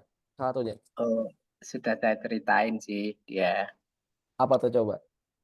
Ya, tadinya ya memang dari industri kecil-kecil gitu awalnya pada nanam kopi.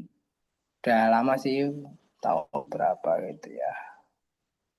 Terus akhirnya jadi sentra kopi di situ selain desa wisata. Ya, terus banyak mulai pemain-pemain yang ini ya, yang serius. Invest, serius. Tadinya kopinya biasa-biasa aja sih, ini serius. Mereka memilah-milah biji kopi yang inilah yang bagus-bagus sama yang jelek-jelek dipisah gitu. Jadi mereka akhirnya punya ini sendiri-sendiri ya. Ada yang main di kelas bawah, ada yang main di kelas atas kayak gitu. Terus mulai bikin brand seperti itu. Banyak yang mengolah dari kelompok-kelompok tani itu.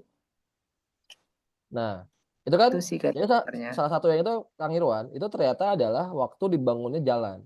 Jadi dulu dari bawah ke atas itu dulu jalan jelek banget di tempur itu. Ya kan itu bukit kan ya, punya gunung gitu kan. Nah, kemudian ada satu kepala desa, Pak siapa gitu namanya, itu bangun jalan di situ. Jadi saya tuh dapat ceritanya tuh karena ternyata anaknya itu sering main ke rumahku di Jakarta, ke rumah orang tua di Jakarta. Dia cerita lah ke kita bahwa dulu bapaknya tuh bikin jalan sehingga akhirnya tuh bagus si tempur itu jadi kopi gitu kan. Jadi emang banyak hal yang bisa kita kerjain gitu kan ya. Makanya tapi PR-nya adalah mau lewat social enterprise atau lewat sosial itu bisa macam-macam. Kebayang teman-teman ya. Jadi tadi titik awalnya lihat dulu apa fenomenanya. Contoh nih misalnya titik awal ya strength base. Kalau tanya tadi kan kenapa ini awal ini saya menggabungkan dua hal ini. Jadi kalau ditanya Kang Isma, kenapa kok bikin peternakan domba padahal program utamanya adalah pendidikan? Coba kira-kira kebayang nggak? Kenapa begitu? Jadi ketika saya mapping masalah pendidikan dan gizi di Indramayu itu, di daerah dampingan saya, di keluarga saya itu, ternyata masalahnya adalah mereka itu berantakan karena orang tuanya itu ke luar negeri, jadi TKW, jadi TKI. Sehingga anaknya keurus, gitu kan. Nah, oke, saya bikin PAUD di situ. Supaya anaknya stimulasinya itu bisa kita bantu gitu ya. Kita bantu stimulasi tumbuh kembangnya biar tumbuh kembang optimal. Kita bikin PAUD di situ. Tapi ini nggak selesai masalahnya gitu. Karena dia masih nggak keurus di rumahnya gitu kan. Maka PR-nya apa? Dalam jangka panjang, kami pengen bahwa orang-orang di kampung itu nggak perlu keluar negeri, cukup tinggal di kampungnya itu dan dia bisa hidup dari situ. Kan gitu kan? Kita petakan lah apa yang di kampung itu kan, masalahnya apa, strength-nya apa. Nah, satu strength-nya itu kekuatannya adalah kita di situ punya banyak banget kebun rumput gitu. Punya banyak banget kebun mangga. Kebun mangga itu hektaran di Indramayu di desa itu. Kebun mangga itu punya masalah. Apa masalahnya? Rumput gitu. Ya kan? Harus terus harus terus dirapin rumputnya. Tapi rumput itu sebenarnya kekuatan untuk siapa? Untuk peternak domba, peternak kambing. Gitu. Makanya kita bikin tuh dari masalah yang ada, kita cari kekuatannya apa, kita injek tuh investasi di domba sama kambing untuk membantu masyarakat bikin mereka bisa hidup di situ. Kebayang nggak teman-teman? Bisnis jalan. Sekarang lagi nggak oke, saya akuin. Jadi kemarin kita kena PMK, mati banyak segala macam. Sekarang lagi pemulihan nih. Tapi ini long run, di jangka panjang saya yakin bagus bisnisnya gitu. Tapi jangka pendek ini 3 tahun ini kita masih berantakan, masih babak belur segala macam. Karena mati banyak gara-gara kena virus PMK kemarin. Terus kemudian ini kita pelan-pelan kita rapihin lah manajemennya. Kebayang ya teman-teman ya. Jadi dari masalah, dari kekuatan. Dari sini, nih, kalau saya mau klaim, ada peternak yang dulunya nggak punya domba, sekarang kelola 40 ekor domba satu orang coba. Banyak sedikit? Banyak kan? Gitu. Gitu. Kalau sekarang si 3 Sago Farm ini belum secara bisnis belum menguntungkan, tapi secara sosial itu udah menguntungkan. Kalau kami sih untungnya apa? Kebun mangga kami rapi karena dirapiin sama peternakan yang ngambilin rumput. Kemudian peternak-peternak sekitar kebun kami itu akhirnya jadinya berdaya gitu. Punya kemampuan beternak, kemudian dia punya domba sekarang, punya kambing sekarang. Ada yang punya 10, 20, 40, bahkan ada yang 40 ekor gitu kan sehari gitu kan. Kebayang nggak? Coba. Dari nggak punya sama sekali. Dari yang manyun aja pusing gitu kan ya. Karena mereka tuh udah tua-tua kan nggak bisa kerja, akhirnya punya penghasilan. Kebayang ya teman-teman ya.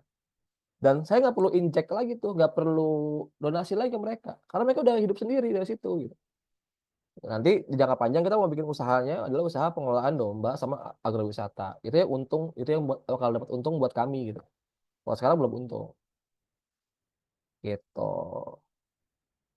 Nah, kenapa mapping? Makanya tadi pertama kali adalah butuh mapping, butuh tahu betul nih apa yang terjadi sebenarnya gitu, supaya kita tahu betul apa yang harus kita kerjain. Jadi fenomena apa adanya, bukan yang ingin kita lihat. Terus suka nebak-nebak asumsi-asumsi. Jadi akhirnya nggak benar tuh programnya. Lebih utuh. Terus kemudian tahu nih ada masalah yang bisa masalah lainnya. Terus kemudian supaya jangka panjang, ini saya nanya, nggak jangka pendek doang. Terus kemudian bisa bikin program yang tepat. Kebayang ya kenapa kita mapping? Cara mapping gimana? Macam-macam nih caranya nih. Jadi bisa pakai 5-1H yang kita belajar kemarin tuh di apa? Di EFT gitu ya. Eco mapping. Kita pernah belajar juga eco mapping ya. Terus kemudian pohon sebab akibat, empathy map. Kita pernah belajar waktu lagi bootcamp, ingat nggak? Yang wawancara apa? Oh Wawancara. iya, pernah. Nah, itu empathy map tuh. Kita tahu kan akhirnya kan, kalau mau bantuinnya harus ngapain kan? Ya nggak?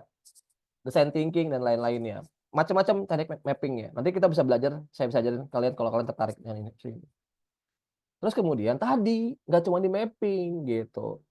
Maka kita harus bikin model bisnis yang tepat gitu. Harus bikin bisnis yang oke.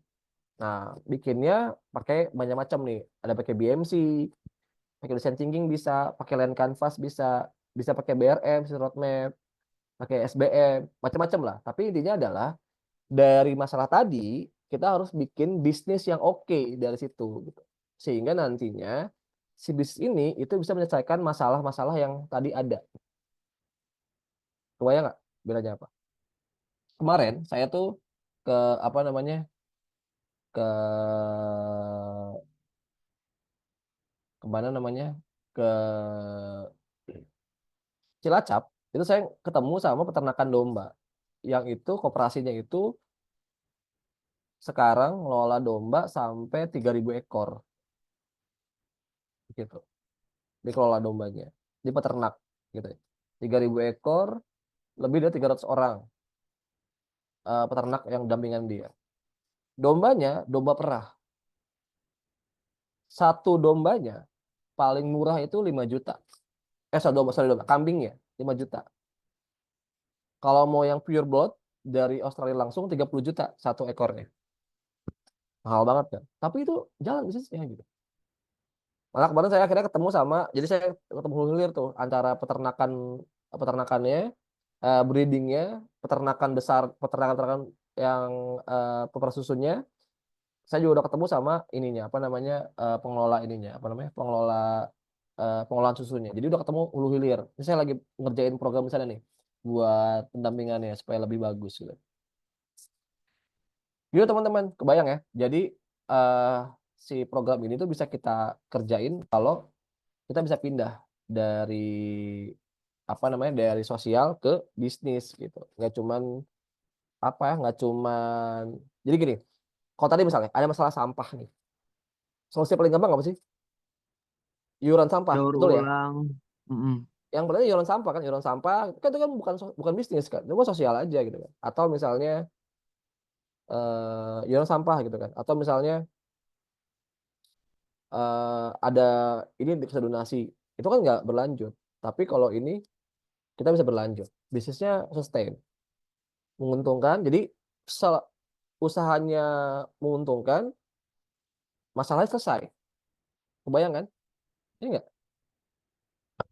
Gitu teman-teman, kebayang ya apa yang tentang sosial ya. Jadi teman-teman bisa milih nih. Jadi apakah nanti yang kalian kerjain itu sebagai sebuah misi kita itu mau pakai jalur fundraising gitu ya, atau mau jalur bisnis, bisa dua-duanya gitu. Iya. Gitu. Terus apakah bisnis yang kita kerjain itu punya impact, punya efek pemberdayaan masyarakatnya, punya efek ke lingkungan, punya efek ke apa namanya, ke komunitas gitu kan. Nah, kalau di British Council itu dia punya semacam bikin aturan gitu ya, bahwa kalau yang sebut social enterprise itu kalau dia 60% dari apa namanya, dari keuntungannya itu dibalikin ke masyarakat. Itu kalau dari British Council. Jadi kalau 60%-nya keuntungan balik ke masyarakat, 40% baru buat keuntungannya. Gitu kira-kira. Dan teman-teman bisa banget tuh apa namanya, ngerjain ini dengan cara pandang dan bisnis yang oke gitu. Tadi kayak misalnya kalau apa namanya, Faro misalnya kan udah punya keluarganya kan udah punya ngelola Faro keluargamu Faro, wih. Yuk. Masih bangun nggak? Iya. Faro, kalau di sana orang tua mengerjakan apa? Apa? Orang Orang tua tua mengerjakan apa? mengerjakan Apa usahanya? usaha minyak serai sih, Papa. Minyak Usaha serai. minyak, pengusaha minyak ya. Nah, itu kan bisa dibuat pemberdayaan. Jadi saya punya teman Faro di Sumedang, itu yang begitu. Jadi dia berdayain petani-petani serai di berbagai lokasi, minyak asiri gitu ya. Nah, ini emaknya yang jawab. Terus kemudian minyak asiri gitu ya. Terus kemudian dia modalin, terus kemudian dia beli dengan harga yang stabil, kan harga turun naik tuh. Tapi harga stabil yang harganya itu menguntungkan petani gitu ya. Sehingga petaninya dapat harga yang layak, dia dapat keuntungan yang layak. Dia dapat juga supply yang baik. Atau temanku juga ada tuh dia bikin lemon juice. Apa namanya? Sari lemon ya, yang apa sih namanya? Yang lemon itu ya.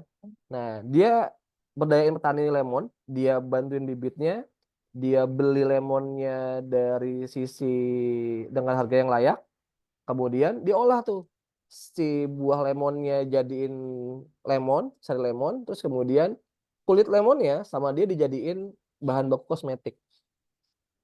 Soal bisnis menguntungkan, petani diuntungkan, gitu. Tapi saya juga nggak mau kayak teman-teman kayak pengusaha-pengusaha apa startup kemarin. Jadi yang kayak mereka tuh seakan-akan berdayain petani tapi enggak. Jadi ini saya cerita ya. Jadi Bumi Labu itu kan dulu punya hidroponik. Itu diambil tuh sama sebuah startup terkenal lah yang bilang dia berdayain petani bla bla bla. Bohong gitu. Dia pernah ngelatih kita? Enggak. Dia beli enggak dengan harga yang layak? Enggak. Harga yang dia beli sama kita sama kayak dengan harga tengkulak sama kita. Malah bedanya tengkulak itu kalau ngambil sayur ke kami itu langsung cash and carry. Misalnya harga 15.000 per kilo. Misalnya. Jadi kita kasih dia bayar.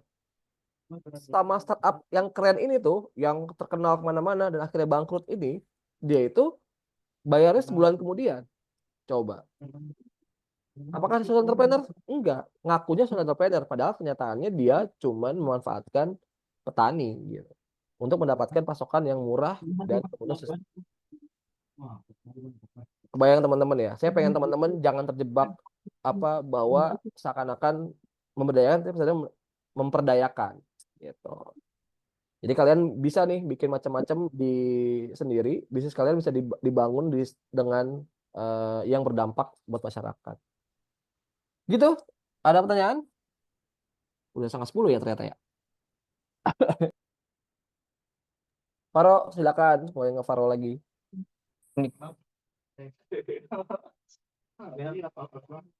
Baik, terima kasih Kak Isma. Nah, teman-teman, hubung waktu udah menunjukkan pukul 21.26, langsung kita buka aja ya sesi tanya jawab ya Kak Isma. Ya, boleh. Nah, teman-teman yang mau bertanya, silakan raise hand atau chat di obrolan.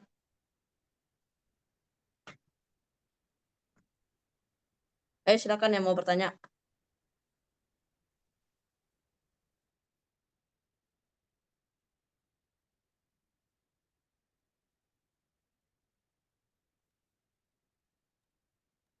Nah, Tristan, itu Bang mau nanya. Oke, ada lagi yang mau nanya selain Tristan? Ya elah, mandi dulu.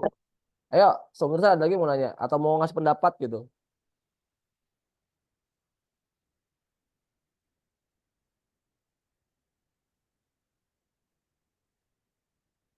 Ya, ada yang mau bertanya nih. Ada nggak yang mau bertanya selain Bang Tristan?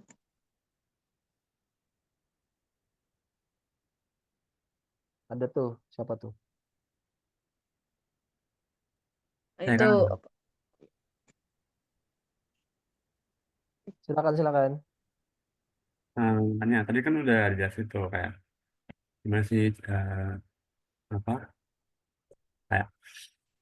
apa sih social planner gitu. Benar, ya, Ryan.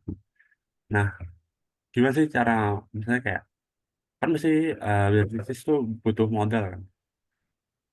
Nah, gimana Hmm, sih cara dapetin modalnya gitu? Kan bisa dengan cari investor kan misalnya. oke. Nah, itu ya istilahnya gampangannya cara mulainya. Oke. Oke, pertama yang kalian kuasai itu adalah bikin namanya peta sumber daya. Yang kemarin kita belajar waktu lagi YFT, ya kan? Oke, untuk misalnya nih, untuk bisnis jalan butuhnya apa? Misalnya, eh saya cerita kemarin kan, di apa namanya, di Cilacap kan? Oke, bisnis jalan butuhnya apa? Oh, eh kita butuh kambingnya, ya enggak? Buat Ya. jualan kambing, betul ya? Oh, Ya kan? Kita butuh kandang buat tempat kambingnya, ya kan? ya, Kita butuh apa lagi? Pasar buat jualan kambingnya, kan gitu kan? ya, Nah, butuh modal nggak? Pasti butuh modal. Tapi apakah modal itu uang? Belum tentu, betul. ya nggak, Ryan? Saya cerita kemarin kan, oke nih, oh ada nih, apa nih, ada peternakan kambing perah yang itu jantannya, tanda kutip, jadi waste, jadi sampah. Maka dia akan keluar itu, karena dia akan kalau dipelihara sama dia akan cuman ngabisin makan doang, gitu kan? Iya nggak? Ya, Saya punya dampingan, punya kandang, kosong kandangnya, iya nggak? ya, Terus kandangnya kosong, terus ada udah punya bang pakan, dia udah ada macam-macam tuh, punya rumput segala macam, ya dong. Apa yang saya lakuin? Saya nego ke perusahaan kawin perah tadi, boleh nggak jantannya digeser ke kandang mitra binaan kita, nanti kita kita jualin, nanti dibayar setelah laku terjual. Boleh. Kebayangkan, Ryan? Nah, ya, tapi juga kadang-kadang kita butuh modal. Modal itu banyak macam-macam. Ada namanya bootstrapping. Bootstrapping ini kita mulai dari internal tuh ya. Atau investor papa mama gitu ya. Atau orang tua, keluarga dekat buat modalin segala macam. Gitu. Atau kita bisa mulai dari sumber daya. Misalnya, apa deh yang bisa kita olah? Misalnya, kita bisa ngobrol sama petani lokal misalnya. Untuk kita jualin dulu, baru kemudian kita bayar. Bisa begitu. Macam-macam sih caranya sih sebenarnya. Makanya nanti dari awal kita harus petain dulu nih kondisinya. Tahu apa masalahnya, tahu apa sumber dayanya, tahu gimana prosesnya. Sehingga kita bisa mencari solusi yang paling pas dari setiap masalah atau proses tadi. Kebayang nggak? Kita mm, liar itu bingung tuh karena kita nggak tahu kan gimana prosesnya kan, ya kan? mm. Padahal kalau tahu prosesnya kita justru akan lebih mudah tuh untuk cari solusinya. Gitu, gitu Raya. Jadi sebenarnya kalau modal ya itu masalah gitu. Itu PR buat cari, tapi kita bisa banyak-banyak cara buat cari solusi di situ gitu. Kalau misal terkait kayak karyawan nih, Hmm, sekarang kita tenaga kerja gitu. hmm. Nah, itu misalnya kita nggak punya, kan nggak harus uang kan. Nah, terus ada nggak cara apa ya, sebelum kita punya modal itu, kita kan memulai dulu nih. Nah, itu ada nggak cara ngakalin biar kita tetap dapat tenaga kerja, tapi di saat kita belum punya modal nih, atau belum punya uang lah Nah, dari mereka. oke. Pertama, hati-hati dan kata ngakalin. Oh iya, ya. Hati-hati, hati-hati. Jadi tadi kita ngakalin orang nih jadinya. Tapi kita mencari solusi yang paling baik untuk semuanya. Buat kita, buat mitra, buat pekerja, dan lain-lainnya. Kan gitu kan ya? Ya Ya. kan? Jadi bisa jadi misalnya kita nggak pakai pekerja, tapi kita pakai mitra, misalnya gitu kan. Gitu. Bisa Mitra, begitu. mitra gimana? Contoh, contoh deh, bisnisnya apa deh? Nah, bisnis kopi misalnya, kopi Nah, ya. di Tempur misalnya gitu kan. Ya udah, jadi kita misalnya bikin jejaringnya, terus kemudian kita bisa open PO misalnya gitu kan, ya enggak? Terus baru Ya. bayar. Bisa begitu, macam-macam sih sebenarnya, karena nanti nih solusi ini akan tergantung dengan apa yang mau kita kerjain, Ryan. Agak susah kalau ngomong solusinya gimana, bingung. Emang ngerjain apa gitu kan, masing-masing masalah kan beda-beda kan ini ya kan, eh solusinya kan. Ya tapi Iya. punya banyak kacal tadi lewat mitra, terus kemudian eh ya bisa jadi kita harus butuh nyari modal awal khusus untuk buat pekerja gitu kan ya. Sebelumnya kita bisa nyari modal karena kerja harus dibayar. Kalau mau pekerja kita harus bayar dengan layak kayak gitu lah ya. Harus segera bayar Iya. gitu. Atau ya cari pekerja dengan murah. Murah ini bukan karena kita nggak mau bayar dia, tapi kita belum sanggup bayar dengan harga layak gitu kan. Jadi kita bisa ngobrol sama dia nanti, semakin berkembangnya usaha kita semakin berkembang juga tuh penghasilan dia gitu. Gitu. Bisa begitu. Macam-macam sih caranya.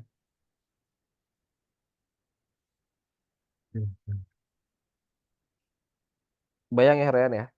Tapi Iya. tadi dari awal bahwa butuh modal pasti. Tapi apakah modal itu bentuk uang? Belum tentu. Gitu.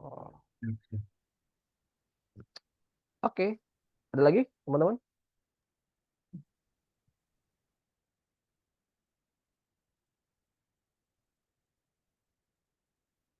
Nih kalian kan punya proyek di sosial ya. Bakal banyak kita ngobrol tentang ini nih. Yang orang sorry, yang buat teman-teman Miles. Iya, ya betul Kak. Yang non Miles sorry ya, maaf ya. Nanti boleh lah kalau mau di coaching harga boleh nego lah ya. Ya Raya ya, di atasnya deh. Kalau buat Miles for free nih jadinya. Karena bagian dari pembelajaran di Miles. Kalau yang buat yang lain boleh juga sih kalau mau di coaching. Nanti bisa nego harga ke Bu Aris, Bu Dini. Silakan, ada yang mau nanya lagi? Kayaknya Jadi, aku tadinya mau nanya Kak, cuman ya udah deh kayaknya udah terlalu malam juga. Nanti lagi aja deh. siap. Jadi saya balik lagi tadi ya. Jadi bentar sebelum saya tutup.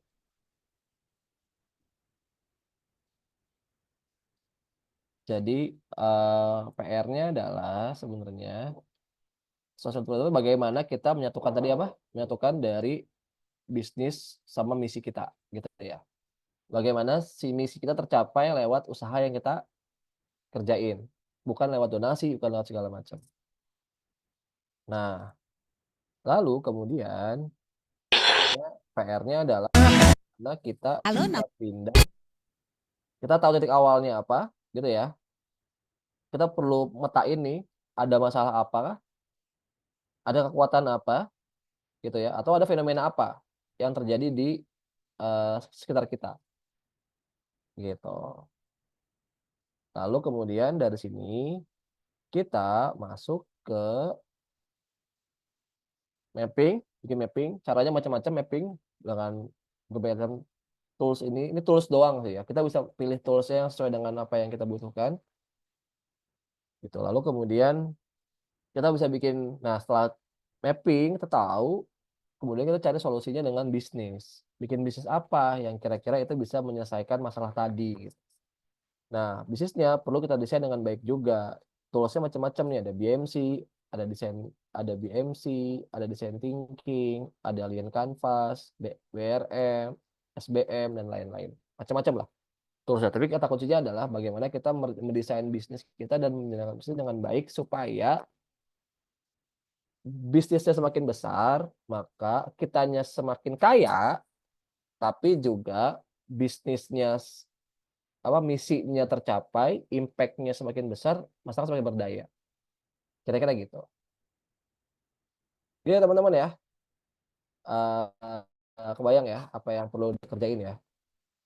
Sip, sudah 9:30. Silakan ada lagi, Faro. Ada lagi yang mau bertanya? Kayaknya nggak ada ya. Kayaknya sih nggak ada sih yang mau bertanya. Udah. Ini udah 9:30 lewat. Saya serahkan kembali ke MC Fatih.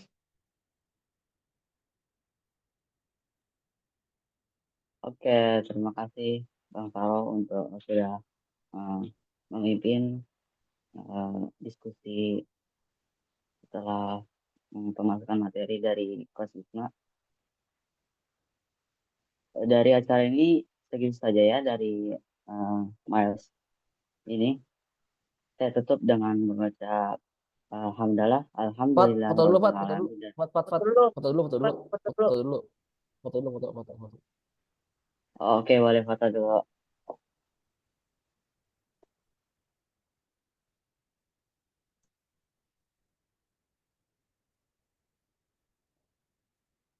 Boleh dibuka peserta semuanya. Camnya teman-teman, On cam, on cam. semua buat foto bareng.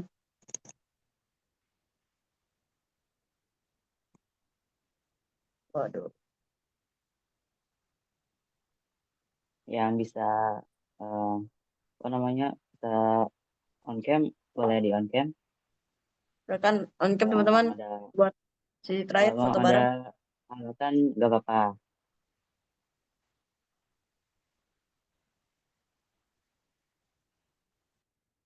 Itu nada berjenggot ya sekarang ya.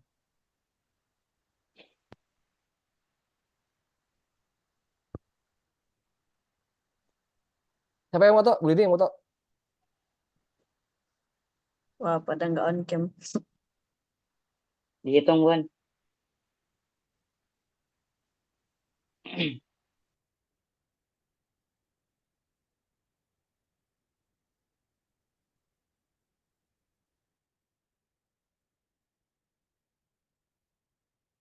Udah semua? Ini udah semuanya. Faro mana Faro? Kok hilang? Faro, dia malah ngilang. Gimana sih? Benerin rambut dulu. Repot rambut. Faro, baba dari kamu deh. Faro Oke, yang itu. 1, 2, 3.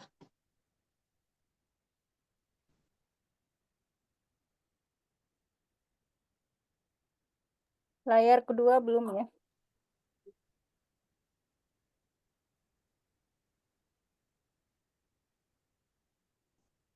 Aduh.